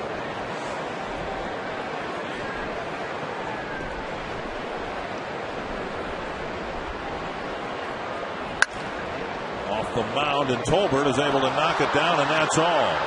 Now the throw behind the runner, and DeJesus gets back. So another play we've seen made. Tough play. It'll be a base hit, and the bases are loaded. Callasmo gets his 2nd hit of the ball game, this time as a right-handed hitter. Hitting his ball sharply. Tolbert going to his left, and the ball just doesn't want to go into the gloves of the middle infielders here this inning. Guys knocking them down, but runners all over the place. Bases loaded, 2 outs. 9th man to bat is Mitch Meyer. And a strike on the outside corner. Rain coming down a little heavier now to make this 6th inning even more miserable. I guess that's got to be a base hit, doesn't it? I would think so, yes. I've got the Royals with, well, 2 hits. They haven't ruled either hit or error on the big scoreboard here yet. So.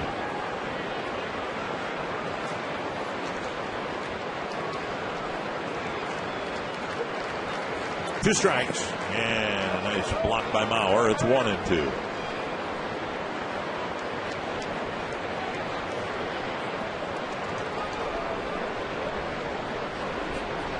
That was Mitch Meyer. They got the Royals on the board in the 2nd inning with his 2nd home run of the year, a 2-run home run off of Scott Baker.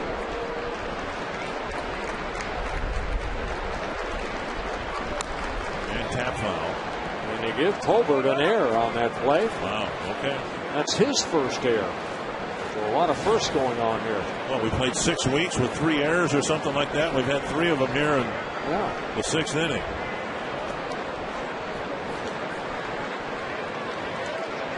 It's 1-2.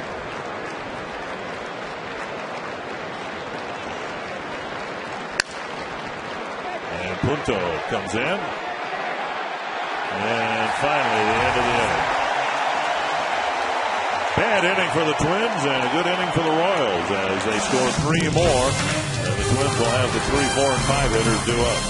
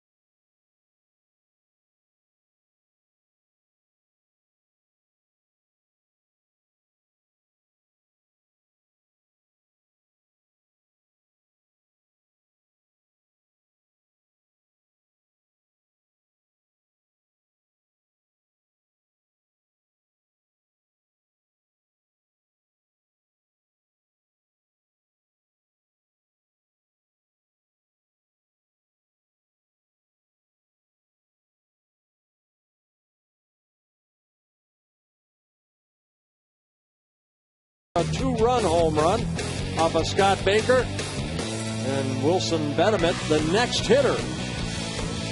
Back-to-back home runs for the Royals. Took an early 3-0 lead. Joe Mauer at the plate taking strike 1 from Bruce Chen. This game swung in Kansas City's favor. In Mauer's at bat in the 3rd inning, the Twins had runners at 2nd and 3rd with nobody out. But then Tolbert struck out. And Mauer drove one to the warning track in center field.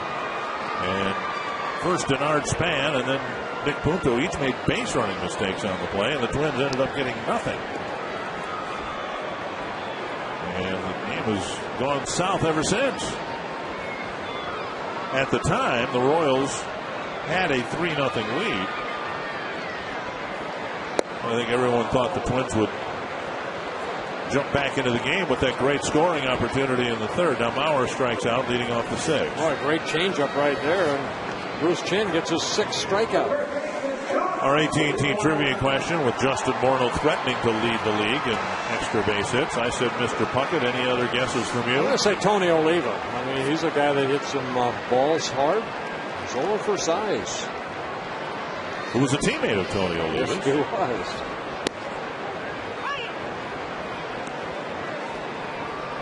You know, Tony had great seasons in 1964 and 1965,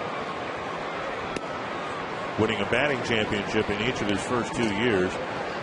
Tony finished second in the MVP voting in 1964 to Brooks Robinson. And then he finished second to his teammate Zoilo Versailles in 1965. So it might have been even greater for Tony Oliva in either one of those years. If he'd have gotten another couple of votes here or there, he might have won an MVP award in one of his first 2 years, or both of them. Morneau checks his swing, and it's 2-2. One thing that Bruce Chen has done here tonight, he's been able to get strike one on 19 of the 22 batters he's faced so far.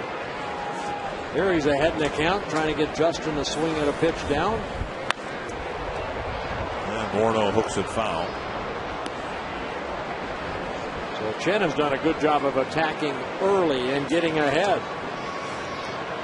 Twins have 6 hits in a ball game. The only run came in the 4th inning on the home run by Jason Kubel. And Morneau slaps it to left. It's foul by about 1.5 feet.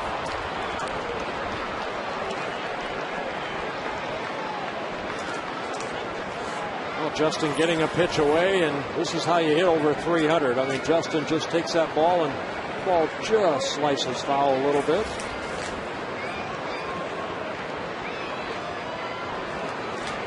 So another 2-2 to Morneau. This one hit hard to center, but Meyer is over to make the catch. Morneau has a sharp single off the fence and right, and 2 line drive outs to the outfield. Time for the Quest high-speed pitch, brought to you by Quest High-Speed Internet. Well, Chen clocked as high as 90, and I think that's on the high side, but Scott Baker at 95 really couldn't get into a good groove tonight, Scott Baker, where Bruce Chen really has. Got some early run support. He's put some zeros on the board. Kadair takes an off-speed pitch. 75 miles per hour over for strike one.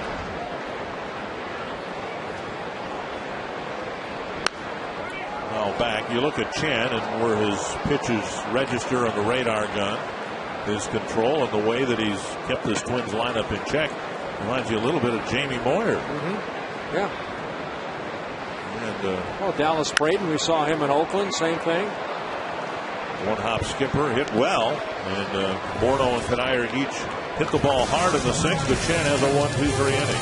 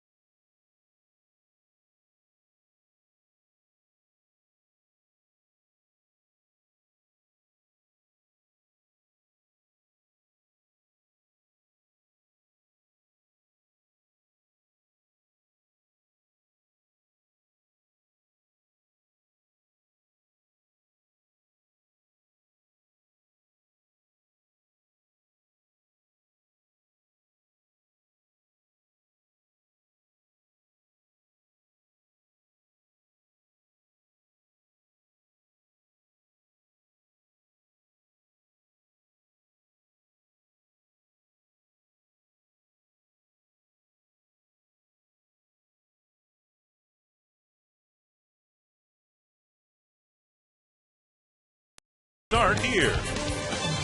By Lincoln Mercury.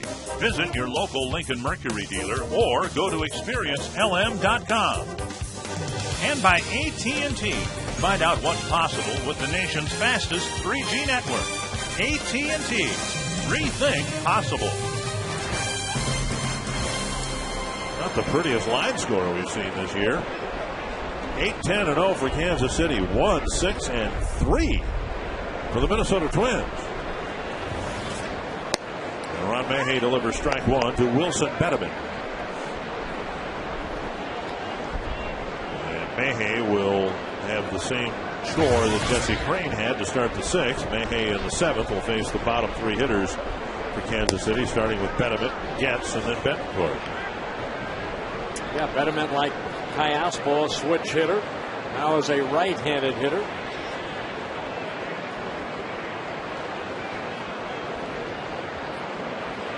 There's a lesson to be learned here. I suppose we talk so often about leadoff walks and how they'll lead directly to runs. How about 2 out walks? Twins have issued 2 walks today. Baker in the fourth with 2 outs. He walked the number 8 hitter Getz, and he came around to score. Then with 2 outs in the sixth, Crane walked the number 9 hitter Betancourt, and he came around to score. So maybe it's a good idea not to walk anybody. And usually the Twins do not. They have walked the fewest in all of baseball. A pitching staff that is basically very good at attacking the strike zone, not walking a lot of batters. Lifted foul toward the seats and in them. I'm to say happy 84th birthday to Nori Poole from Edgerton, Minnesota. And I was told that you would know where Edgerton, Minnesota is. Edgerton, the town with the famous small school basketball right, that's win. what they said, and it's a very much of a Dutch community, I understand. It's back in 1960.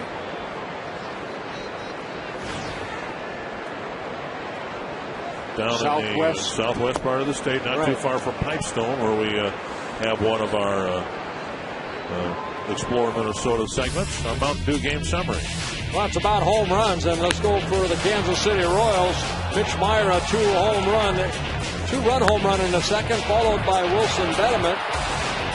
So 3 runs put on the board for the Royals with that. 2 home runs, and right here, Jason Kubel, the only run the Twins have been able to put on the board. A solo home run in the 4th inning, his 8th of the year. Now, have you heard of Edgerton? Yes, I have. It's down there by Trotsky. I bet you've not heard of that. No. Jasper. I think their nickname was the Flying Dutchman down there. Yep. Morneau with a nice pickup. He'll go to second for the out, and no relay. Getz will reach on a fielder's choice.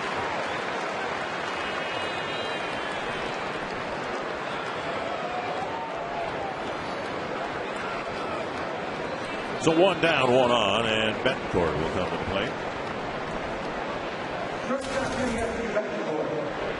Royals, of course, striving for contention, trying to win back a fan base that had been pretty loyal to them for a long, long time. A fan base that has decayed over the years. Losing does that. Royals haven't been in the postseason since they won the World Series in 1985. They perennially were in the playoffs in the late 70s as a division champion. Yeah, Ned Yost taking over for Trey Hillman. Whoa! Hey, with a nice snag. 2 down. Well, Betterman can't believe it, but a great play right here by Ron Mayhay. Betterman standing at home plate with both hands on his helmet because he hits the ball sharply. Mayhay reaches up. And right there, Betterman, I can't believe it. Can't catch a break. Well, Betancourt retired on the line out, 2 down, and that'll bring up Pasedna. Excuse me, that was Betancourt. You know, if you're the Kansas City Royals, Bert, you look for something to build from. And placement, in terms of the standings, just getting out of last place might not sound like much, but it's a start, and this might be the year to do it. Cleveland's had all sorts of problems this year, health-wise and otherwise, and they are in rebuilding mode, as the Royals have been seemingly forever. So maybe the situation's right for the Royals to take, albeit a small step, but at least a positive one in the right direction. Well, you know what? That's what Ned Yost has really brought in to do, kind of give them a new look at, what they want to do as a ball club. It didn't work for Trey Hillman. You can see they're 11.5 games behind the Minnesota Twins coming into today's play. They want to get back to 500 if they can. That would be a great season, I think, for Kansas City. They have Luke Hoshaver. They have Zach Greinke. Greinke's not going to stay at 1-8. You know, Brian Bannister's pitching better. A little pop fly into center. Punto squeezes it. And that ends the Kansas City 7th. Bottom of the 7th coming up. Twins got a lot of making up to do.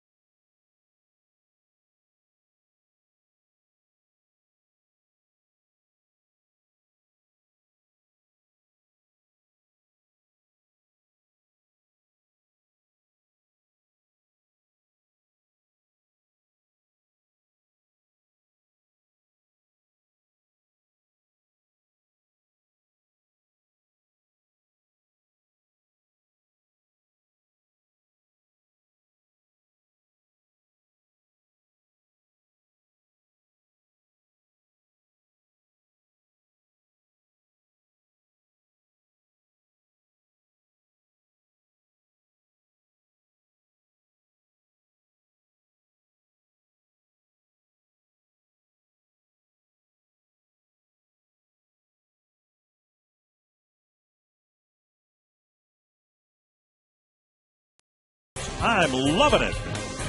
By Toyota. Visit your local Toyota dealer today to take advantage of special summer savings on Toyota's full lineup of dependable vehicles. And by Quest high-speed internet. Get blazing fast speeds that won't burn up your wallet. It's not been a good night for the Minnesota Twins. There isn't one number there that they're happy about. Well, the home run by Jason Kubel. I guess that's the only one. And here he is again. Let's see if he can do it again. Kubel struck out on the second against Chen and then hit a fly ball that dropped into the front porch on the right field line. Have we come up with a nickname for that area yet? The area that sticks out. This one lifted no, we have not. What would you call it? Front porch? The deck? Limestone area? Don't know. They ever have a name for Detroit? Remember the overhang at the old Tiger Stadium? Up and away 1-2.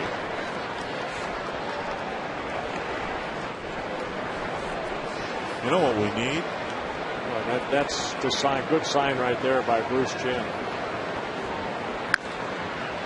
Up near the Kansas City dugout, and it's back around the play. Yeah, we need about an 8-run inning. That's what we need. Absent that, how about the return by the Castro, the Falcon? We haven't seen him since, we helped make him a big star. Camera shy, I guess.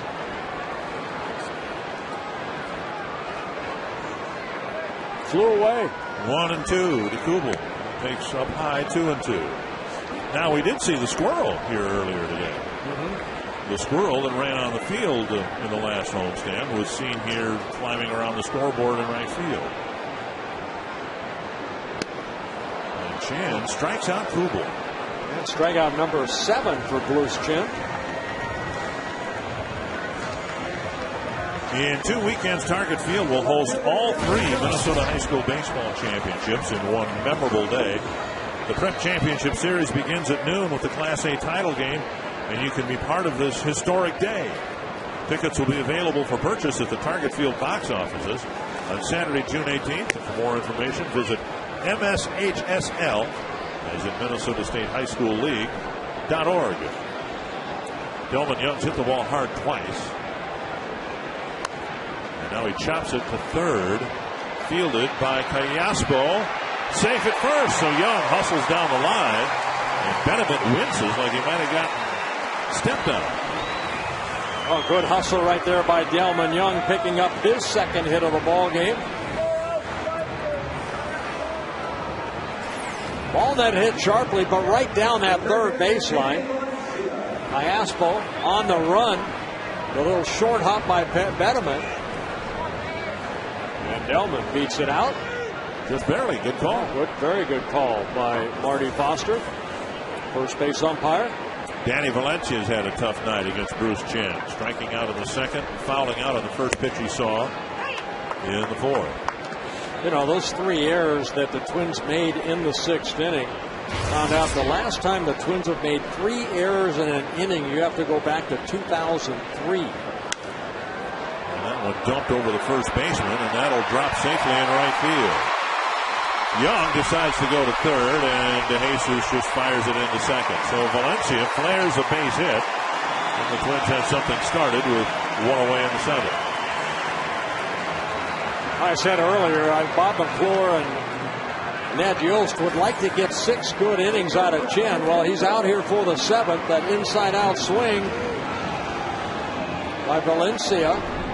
The ball dropping in front of DeJesus, and Delman Young going from first to third. But the 3 errors in that 1 inning, Dick, we go to July 26, 2003 in Cleveland. It's the last time the Twins made 3 errors in an inning. Here's Punto, who's had a tough night. A base hit and a strikeout. Base running mistake and his first 2 errors of the season.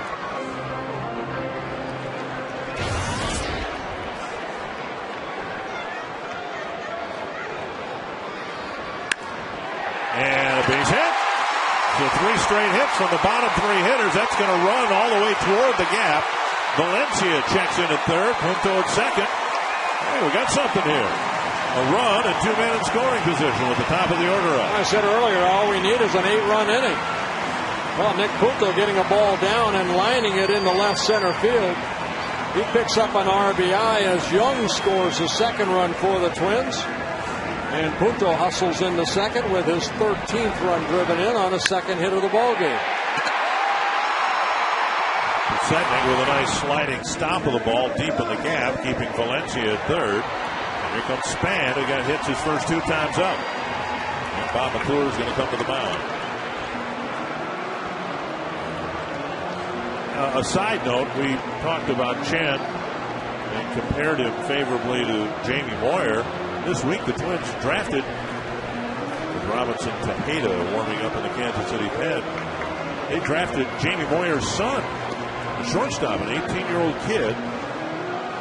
And the way Jamie's pitching, if the kid's on the fast track, he may someday be able to pitch against his son. Jamie's only, 46 years old? 46, 47. Unbelievable. Well, it's 8-2, and a base hit to the outfield could make it 8-4 real simply. Well, you saw with that hustle of Delman Young beating out that infield base hit, and then the base hit, and then the double. And the Twins have a little rally going here. Chen had set down 9 in a row. And Span takes up high, ball 1.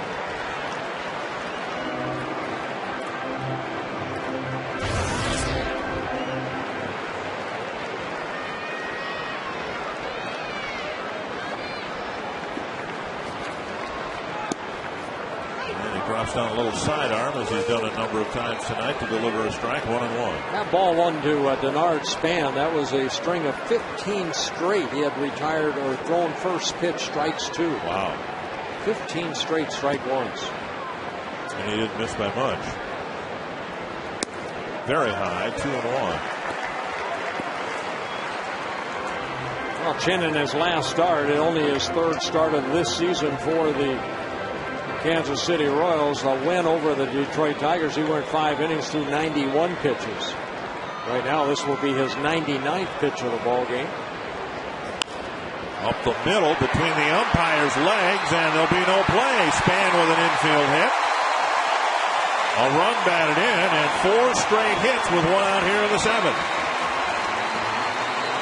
3rd hit of the night for Denard Span, and Valencia drops in from 3rd. And Span picking up his 22nd run driven in. And Getz really has no play right here as that ball's up the middle, and you're not going to be able to get the speedy span. So he alertly holds on to that ball. And that's going to be the end of the night for Bruce Chen, who was sailing along. He struck out Kubel to start this inning. The Twins, who entered the inning with just 6 hits, have strung 4 in a row together to chase him from the ball game. And Robinson Tejeda will come out of the Kansas City pen.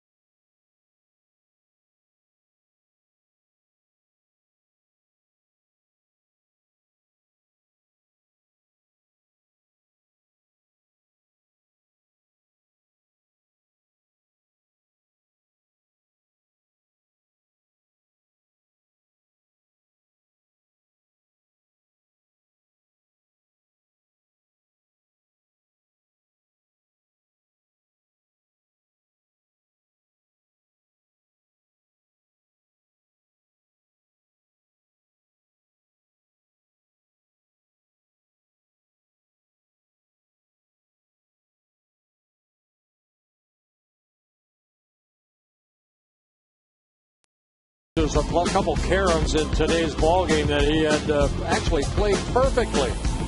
Ball hit right there by Justin Morneau, holding him to a single. Then Denard Span hitting one over his head, and he waits back nicely to get that ball back in the infield.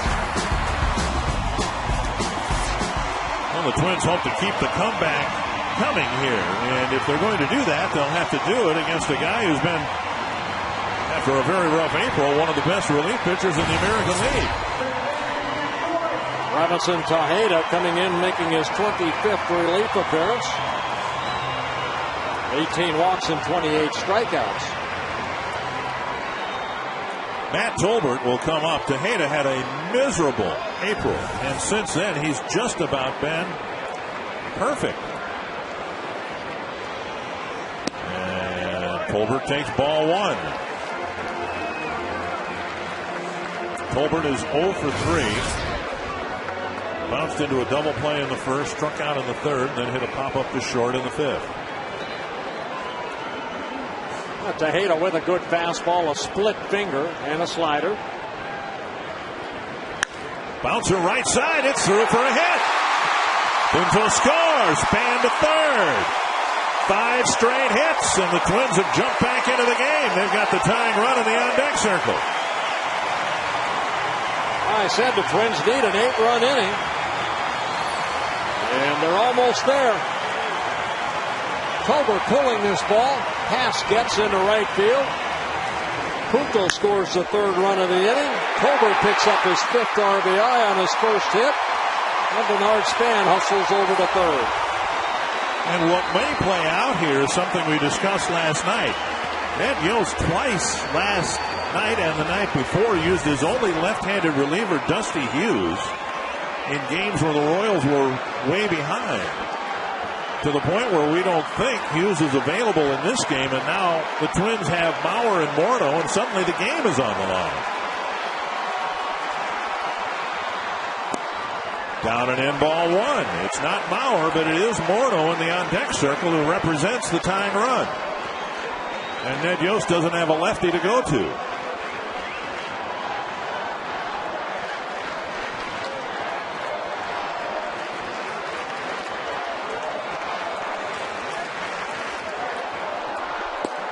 At the knees, a strike. Mauer walked in the first, hit a deep drive to the warning track in center that ended up being a double play, and then he struck out leading the 6th.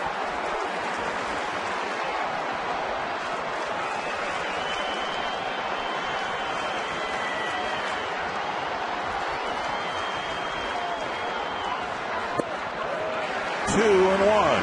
That's a split finger right there, missing low.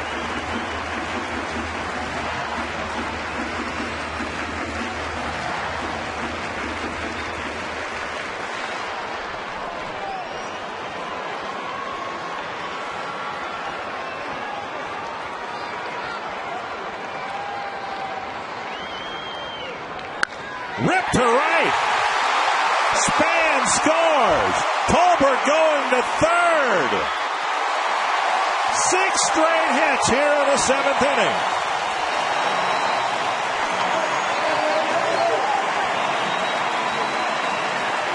Well, the Twins doing a lot of first to third right here. Joe Mauer hitting the ball sharply. He picks up his first hit, his 26th run driven in. As Span scores the 4th run of the inning. De Jesus charges the ball, throws the ball toward third base, but Tolbert beats the throw. Simply put, Justin Morneau has stung the ball 3 times tonight. A single off the fence in right in the first, and a liner to left, and a liner to center. He represents the tying run.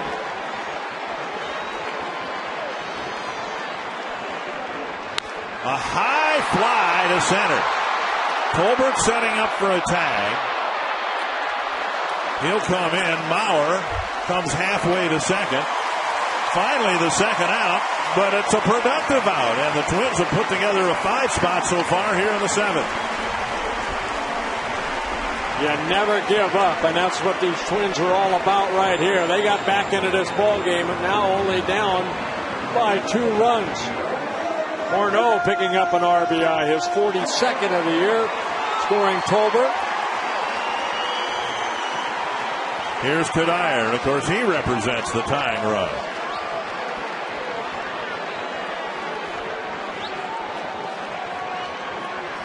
Ninth man to bat here in the 7th inning.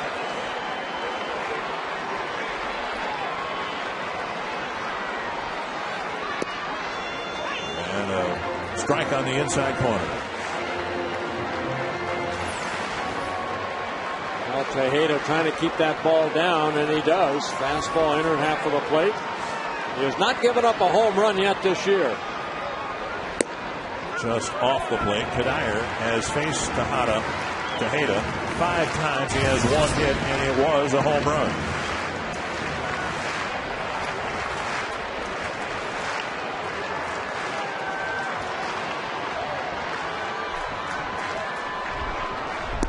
Two and 1. No activity in the Kansas City pen. Royals are hoping to get 1 more out from Robinson Tejeda. John Gibbons, the bench coach, now on the phone. And that rally hat is out. Right off the end of the bat, a defensive swing evens the count. Dyer looking for that low 90s fastball, and he got something about 80 miles per hour. I think that was that split finger. Blake Wood starting to warm up.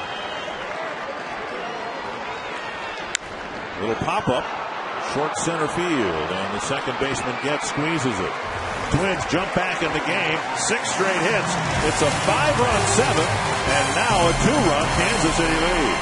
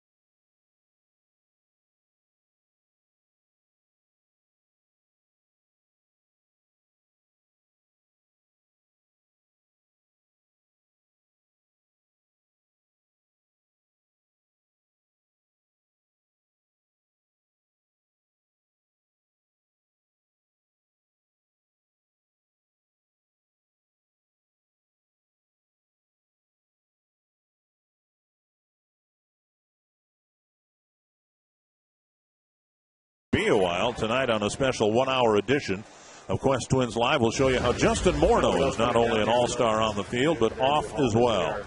One of his current causes is helping raise money for the polar bear exhibit at Como Park Zoo. Tonight on the Quest Twins Live post-game show, we'll also be joined by Andrew Burnett of the Minnesota Wild. And it is Alex Burnett. Not Brunette, but Burnett coming out of the Twins pen to pitch to Kansas City in the 8th. Yeah, Alex Burnett, 1-1 out of that bullpen, a 2.54 ERA and 20 relief appearances, covering 28 1/3 innings, 11 walks, 2 intentional with 23 strikeouts. In his rookie season, doing a very good job out of that bullpen.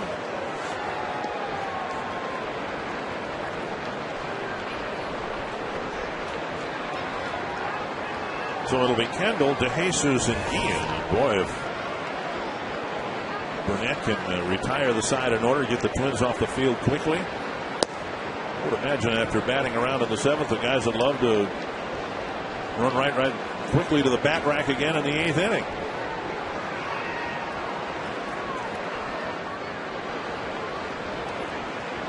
One and 0. Kendall lifts it into the seats, a foul ball, 1-1.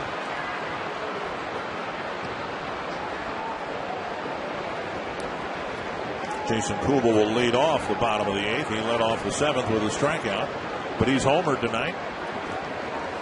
And the bottom of the lineup igniting an impressive 5-run 7th inning.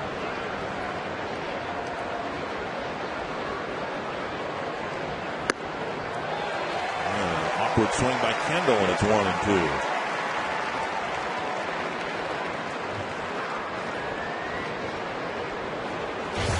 Crane was on the mound in the 6th, which was very likely the worst inning the Twins have played this year for a number of reasons, with the 3 errors, 2-out walk to the number 9 batter and all that. Mayhay got him through the 7th, and now Burnett suddenly in a 2-run ball game, hoping to restore some order to the game here. Yeah, 3 unearned runs in the 6th inning. 2-2.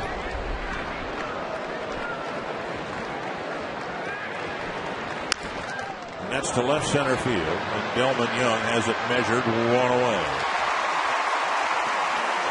1 gone in the 8th. Major League Baseball and People Magazine will be sending somebody from Minnesota to represent the Twins as an all-star among us at the Midsummer Classic in Anaheim. Vote tonight for one of 3 finalists: Bob Bardwell from Stewartville, Brianda Sedil of St. Cloud, and Susan Lashik from Minneapolis.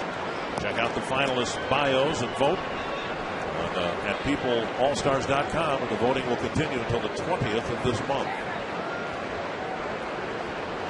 David DeJesus with a pair of singles and a couple of nice plays in right field. Strike on the outside corner.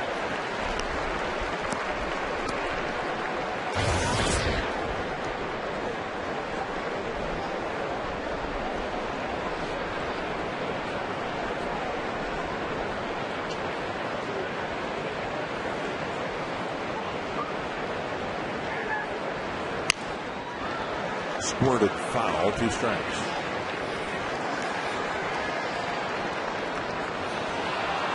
Burnett, just 22 years old, again in his rookie season. Over his last 11 appearances, has been very good. He got his first Major League win in Oakland. Twins ended up winning that ball game 4-3. Got him his first Major League win. Over the last 14 2/3 innings, he's allowed only 1 earned run.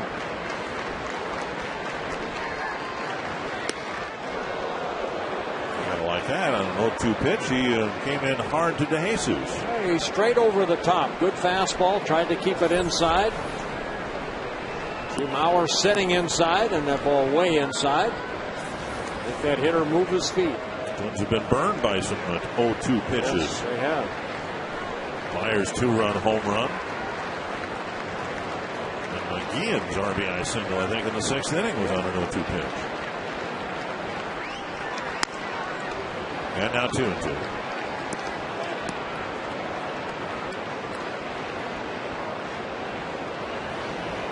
Brian Dunsing warming up in the Twins bullpen. The Twins have already used Ron Mayhay and Jesse Crane out of the pen.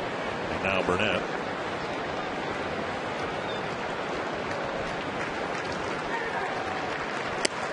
Full count. And Guillen on deck.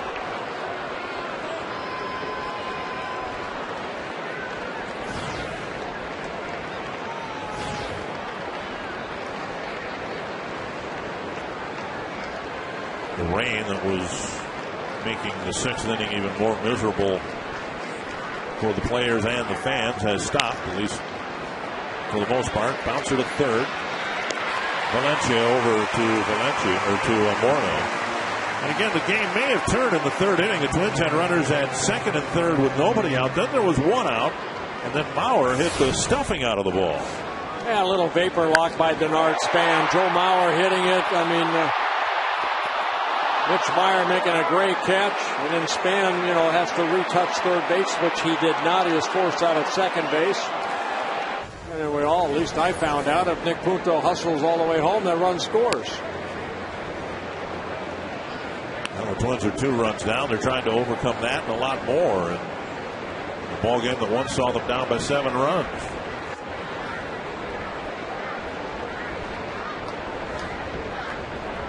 Jose Guillen having a good night at the plate. 3 hits. Picked up 1 RBI. Has scored a run. Tripled off the fence in right.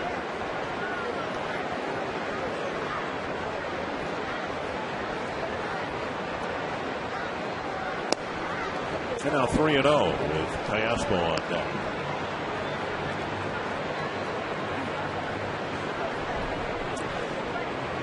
Twins pitchers have not had a 1-2-3 inning since the very first inning tonight. Desednik, Kendall, and DeJesus went down quickly when Baker was on the mound. And now a strike at the knees, 3-1.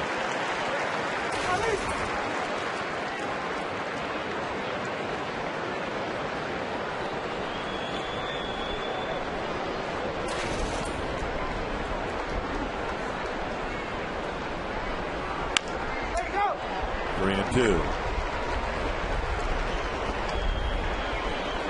Teams, it would be assumed, will show some interest in Guillen as the season plays along here, unless the Royals pull off a miracle and rise into contention. He's in the last year of his deal with Kansas City, and he would be a valuable commodity, I would think, for teams in contention. A right-handed power hitter who can play a little bit in the field. A guy with over 200 career home runs.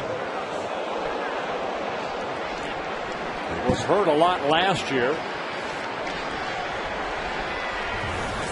Hurt this winter. He had some circulatory issues, and for a while it looked like his baseball career was over with. He had some intense swelling and discoloration in his legs because of some blood clots. 3-2. And a pitch up and in, and he lifts it foul into the second deck. Well, one thing that Alex Burnett has done so far, he's kept the ball in the ballpark. He's not allowed a home run. And Guillen does have that home run power, so they're really trying to bust him hard inside, maybe try to get him to jam himself.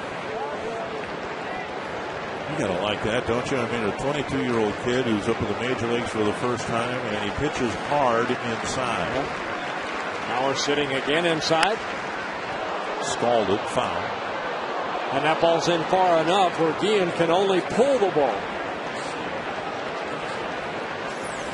Again, good control right here. Watch Joe Mauer sitting inside, and that ball inner half of the plate. And Guillen, he's thinking long ball right here with 2 outs. He wants to hit it into the seats somewhere. Now Mauer sitting away.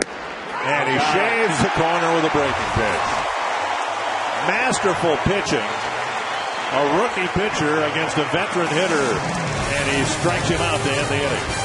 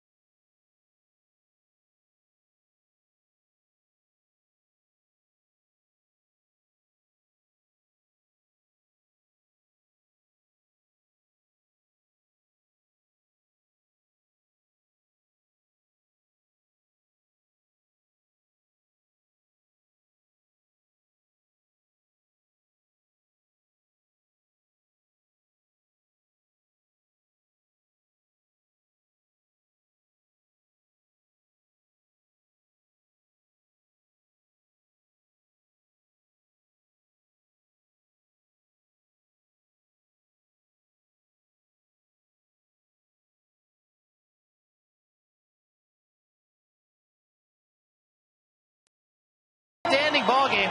We've got a wonderful post-game show coming your way. It's Quest Twins Live, featuring the Toyota post-game wrap. We'll talk about Justin and Krista Morneau and their polar passion for polar bears, Tacoma Zoo. Great work done by Justin and Krista Morneau that they do for the Twin Cities communities. You won't want to miss that feature put together by our Marnie Gelner. She did an awesome job with that. Andrew Brunette is our guest tonight. He'll be a part of the instructional. We're going to keep him, have him fill out an official all-star ballot. It's going to be a lot of fun. We have an hour-long post-game show coming your way, including clubhouse reaction. It will be awesome. It's Quest Twins Live immediately after the ball game. Dick? Now, Robbie, you're awesome. Little delay here. We're waiting for Jerry White to don his helmet. He had gone to the field with just his cap on, and like Marty Foster said, hey, Jerry, the helmet. So we're ready to go here. Blake Wood out of the Kansas City pen, and Kubel sends it high and deep to center. But Meyer is there to catch the deep fly ball one away. Again, a lot of room out in center field. We saw Joe Mauer earlier in the ball game take Meyer to the track in that inning that Spanlos doubled up. And right there, Kubel a little bit off the end of the bat. And he should know better. All his home runs going to right field. It's hard to hit one straight away center. So Blake Wood comes in, one pitch, one out. Hard throwing right-hander. Delman Young takes outside a ball. 2 more hits for Young tonight. Singles. His single in the 7th. The first of 6 straight hits. Well, the numbers on Wood getting called up in the middle of May from AAA. A lazy fly to right. The Jesus comes in. Number 2. He's done a good job for them in this type of role. He's pitching very well down in Omaha. Got the promotion. And he had only 24 years old, Blake Wood. Signed by the Royals back in 2008 out of Georgia Tech. A couple of quick outs here in the 8th. The Twins running out of outs, and here's Valencia. Valencia hit a little pop fly single down the right field line. He takes strike 1. Yeah, fastball at 96. Bench players for the Twins: Butera, Harris, technically Hardy, and of course Jim Thome from the left side. Foul back. If Valencia should reach, we might see Thome hit for Punto. If not, in the 9th, we might see him hit for Tolbert. Yeah, Wood with a good fastball in the mid-90s. Also very good curveball and a changeup. Ahead in the count. 2 strikes. And Valencia fights it off.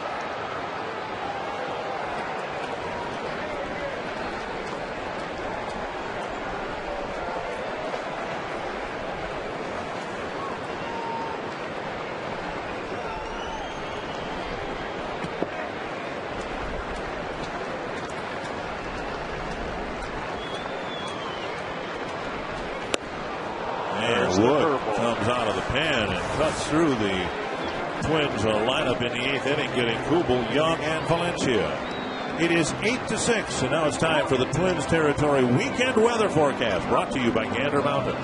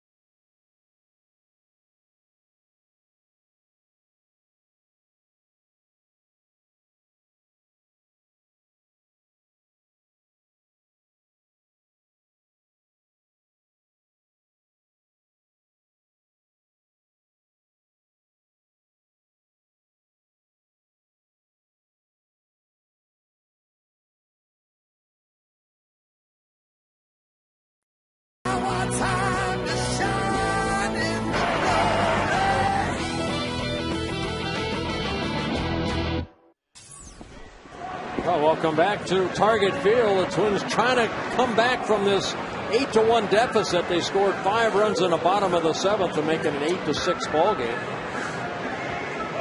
Alex Burnett worked a very good 8th inning, and now it's hopefully Brian Dunsing can do the same here in the 9th to keep the score at 8-6. Dunsing making his 23rd relief appearance. Very good job out of that bullpen. 6 walks, 1 intentional walk. Facing Cayaspo, and a first pitch strike that covers the inside corner. It'll be Cayaspo, Meyer, and Betterman, with Joaquin Soria warming up in the Kansas City pen to pitch to the Twins in the 9th inning. Cayaspo buckles in pain on a foul ball, 2 strikes. Yeah, that breaking ball down and in, and Cayaspo hitting it right into his feet there as he hobbles away. Little breaking ball down and in, and right off that left instep.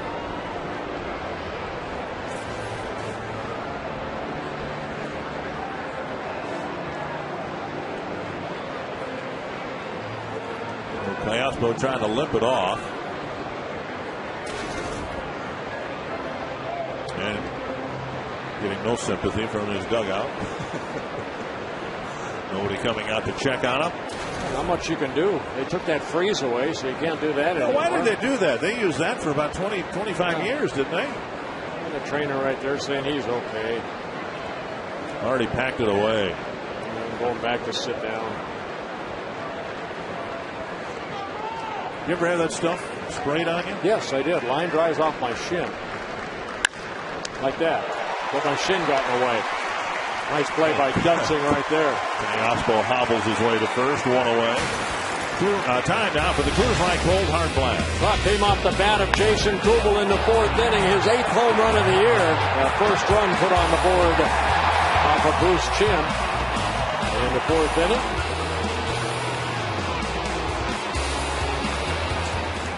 One down on the 9th, and that'll bring up Mitch Meyer. So what that stuff feel like when they sprayed it on your shin? Numbs you, kind of like putting some ice on it just for a little bit. It doesn't really do anything. That's probably why they don't use it anymore.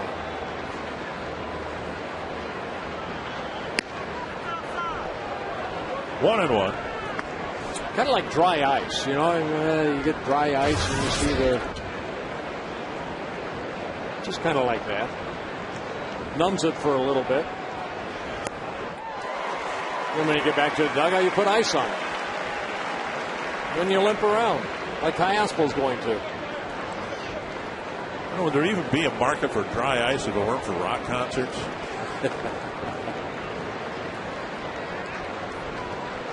One and two.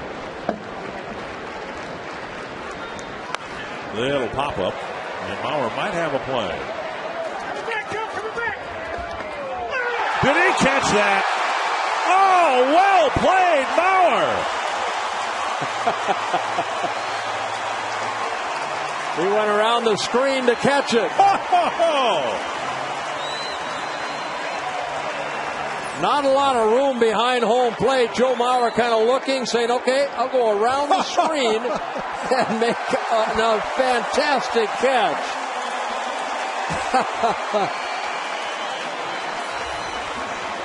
And showing off the snow cone. Well, 2 down in the 9th inning. Swing and a miss by Betterman.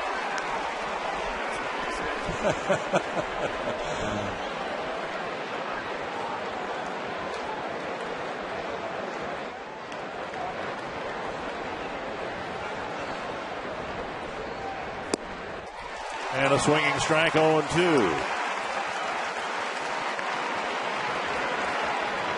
Now batting championships, Gold Glove Awards, MVPs.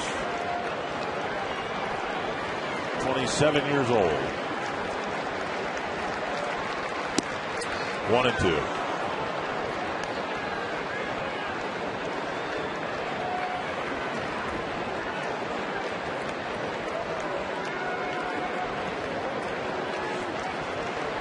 One and two to Betterman. And now Now 2-2.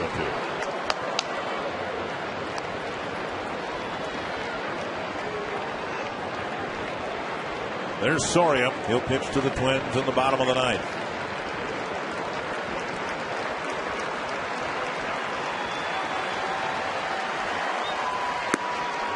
And that drifts up and away, full count with Chris Getz on deck.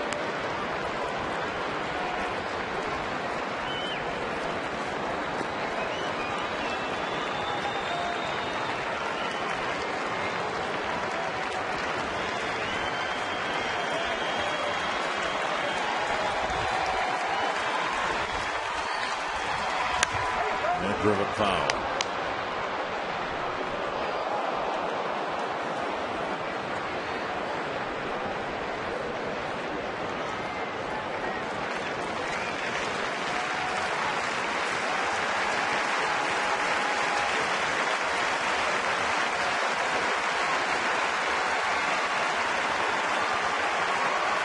Dunsing ready and another 3-2 pitch.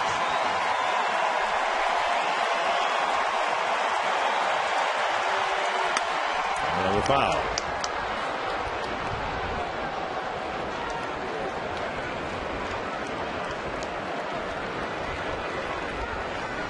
Dunsing's thrown 14 pitches, 10 strikes.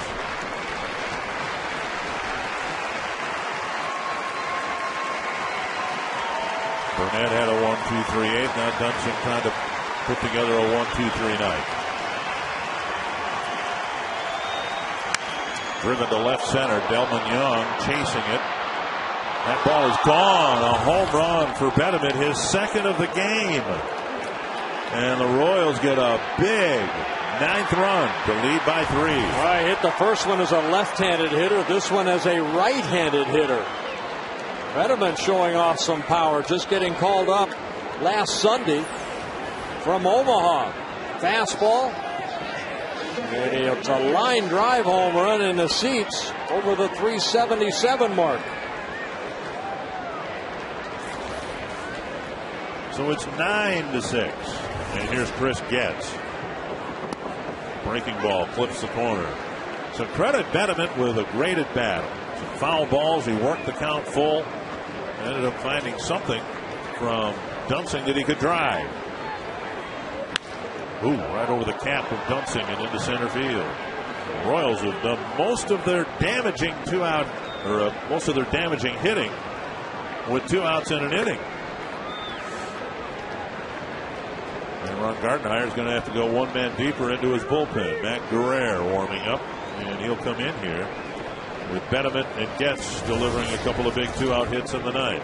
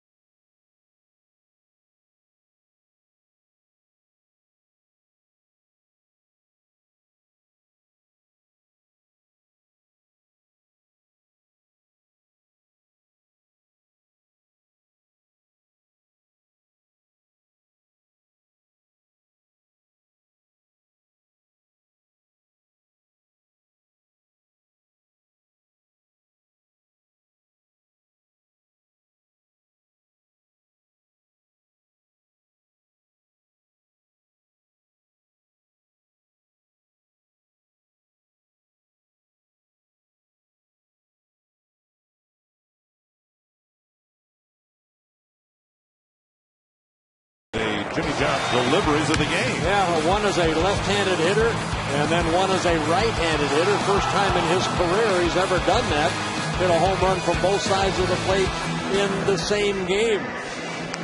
Betterman now with 44 career Major League home runs. The first 2 outs were so easy for Brian Dunsing.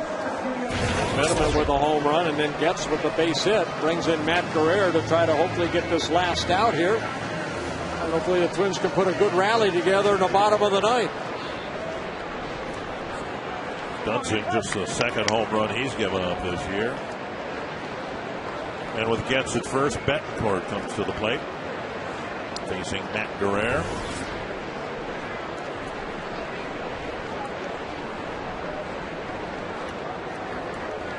And again, Getz at good speed at first base. 6 stolen bases in 7 attempts. Last couple years with the White Sox, up and down, 26 stolen bases and caught only 3 times.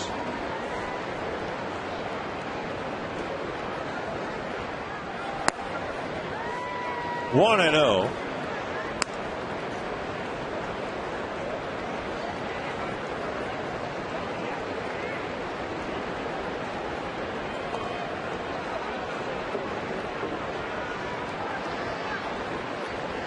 Bottom of the ninth, the Twins are due to send up Pinto, Span, and Tolbert, and they hope to get the middle of the lineup up with some men on base. There goes Getz, and the pitch fouled, and now Betancourt is in a heap at home plate. Now Betancourt at least has that padding, but I don't think it hit the shin guard right there. This inning started with Callaspo auguring a pitch into his instep, and now Betancourt fouls it into his front leg too.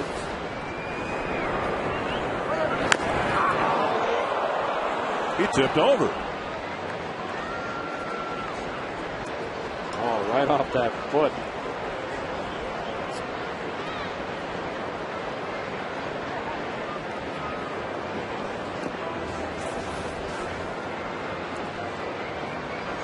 I wasn't much of a hitter myself. I did that a couple times, actually, believe it or not, and it does hurt. The best contact I made. And of course, I looked over the dugout, and everybody's laughing at me. It's really going to cut down my speed running from home to first. That's hit well to center, but Span is retreating. Instead of one piano, I had 2 pianos on my bat. So the Twins down by 3. The Royals get one, but Joe Mauer makes one of the most remarkable catches you'll ever see a catcher make.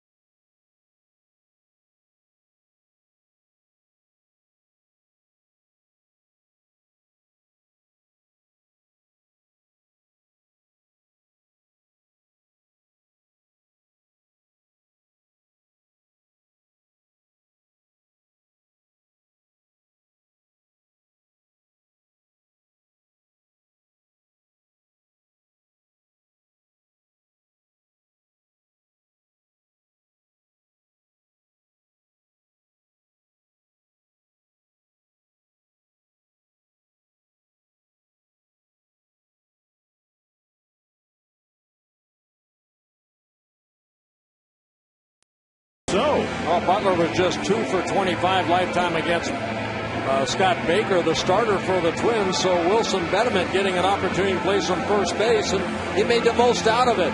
First time ever in his career he's hit a home run from both sides of the plate. And the Twins tried to get back into the ballgame in the 7th inning with a 5-run bottom of the 7th inning. highlighted by the RBI single by Joe Mauer and a lot of other hits. Joaquin Soria coming in, looking for save number 14 on the year. 2 of the saves coming against the Twins, and their only wins over the Twins this year. Punto bluffs a bunt, takes a ball. Well, that extra run the Royals got might loom large here. All the Twins needed with a 2-run deficit is somebody to get on base, and then they've got Jim Thome ready to go. There's a bunt. It's a hard one to Callaspo, and he throws Punto out. Good play by Callaspo, who of course was hobbled by that foul ball off his ankle leading off the ninth, but he charged and made a good play. Well, you play on it on grass anyway. Nick Punto lays down a very nice bunt, but Callaspo, a good strong throw, getting the sliding Punto for the first out. So 1 down in the ninth. That'll bring up Span. Tome's in the on-deck circle. He will hit for Tolbert.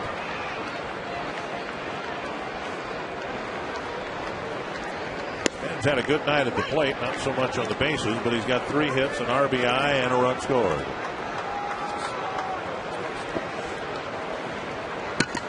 Soria very good against the Twins over his career.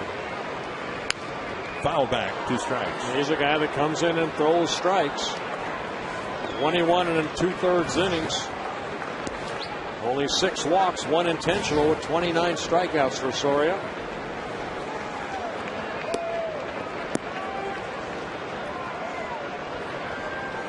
Two strikes. And Span got a piece of it. Span just 1 hit, 7 at bats against Soria. Punto was 0 for 5 against Soria. Thome 1 for 8. Not much to pick from against this guy. He is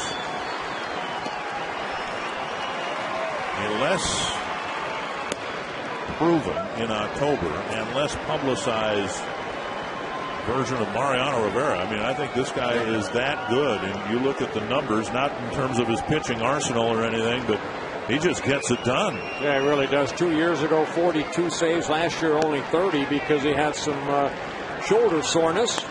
That's a little squibber. Soria slides, can't field it cleanly, and Span gets his 4th hit of the night.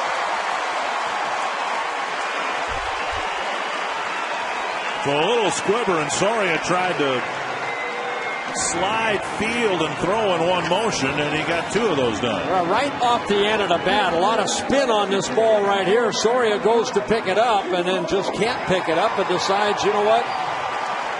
I can't get Span off right there. Just hold on to it, and he does. Looked like as he tried to slide, his right spikes caught in the grass. Well, here's Tolbert being pinch hit for by Thome. And there's ball 1. And Thome trying to get on base somehow with Bauer and Morneau due up next. And Thome 3 for 11 as a pinch hitter. 1-1.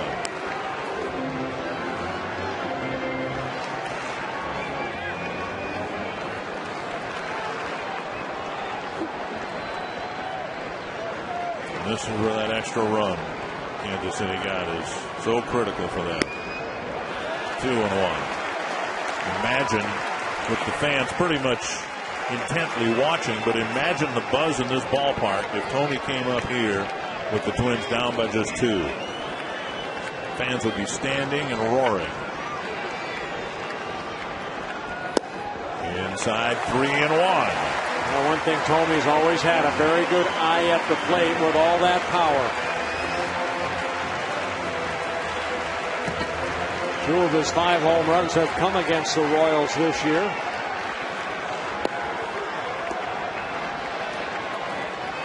Span goes, and it's a strike on the inside corner.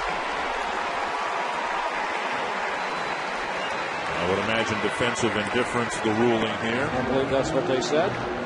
So no stolen base for Span, but he does stay out of a double play situation.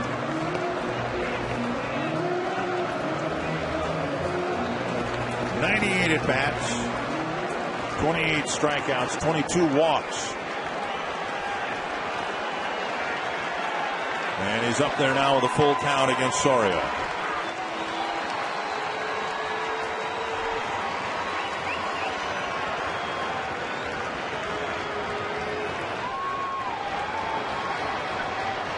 Three and two to Tony. Got a piece of it.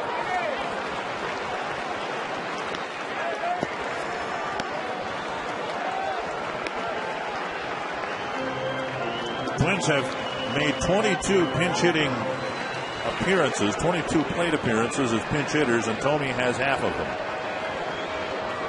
He has 3 of the 4 pinch hits. And inside, almost looks like a Rivera cutter, doesn't it, at 92? Yeah, that's exactly what it was right there. Soria, he'll throw that fastball, that little cutter. Then he has that big, slow curveball he'll throw from time to time. Very good changeup.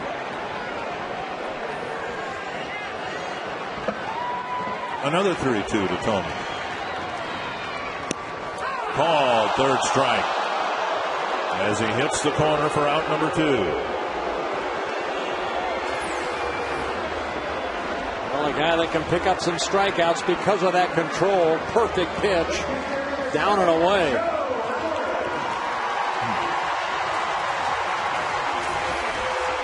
So 2 down, and here is Mauer. An RBI single his last time up.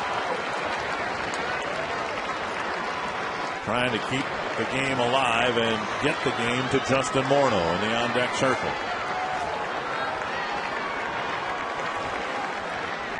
High drive, right center field, tagged pretty well.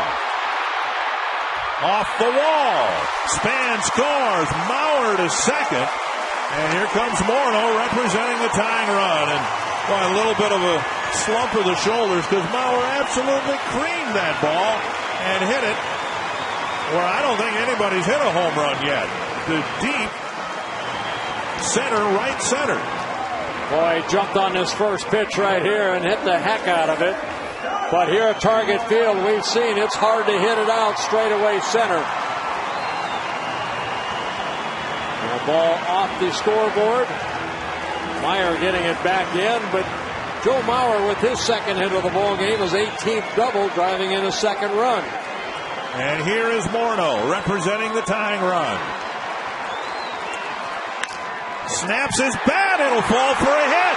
Mauer around third, he'll score. Morneau at first with an RBI hit, and now the game goes to Kadire.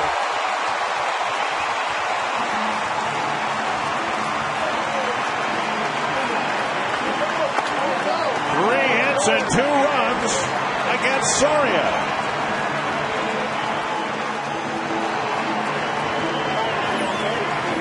Well, jumping on that first pitch, not a bad pitch down. Justin just fought it off. Hits it down that right field line. De Jesus gets it back in, keeps Justin at first base. Under the heading, he's due. Michael Kadire is 1 for 10 against Soria with 7 strikeouts. Driven to right field. And De Jesus is there to end the game, and Kadire spikes his helmet after hitting a line drive for the final out. What a try to come back by the Twins. Unbelievable ball game. Down 8-1, they fought back, and they ended up losing this ball game 9-8. Kadire, good wood on it. He's not a happy camper. And the Twins scored 9 times against the Royals, but they never had a lead and end up losing a 1-run ball game, and the Royals win the series finale again, Anthony. One more time, Minnesota fails to sweep Kansas City, but one of the best rallies in the history of Target Field. We'll take a closer look at that. Justin Morneau, and once again very active in the community. We'll take a look at how he's helped the Polar Bears at Como Zoo. And the Wild winger Andrew Burnett joins us live on the field.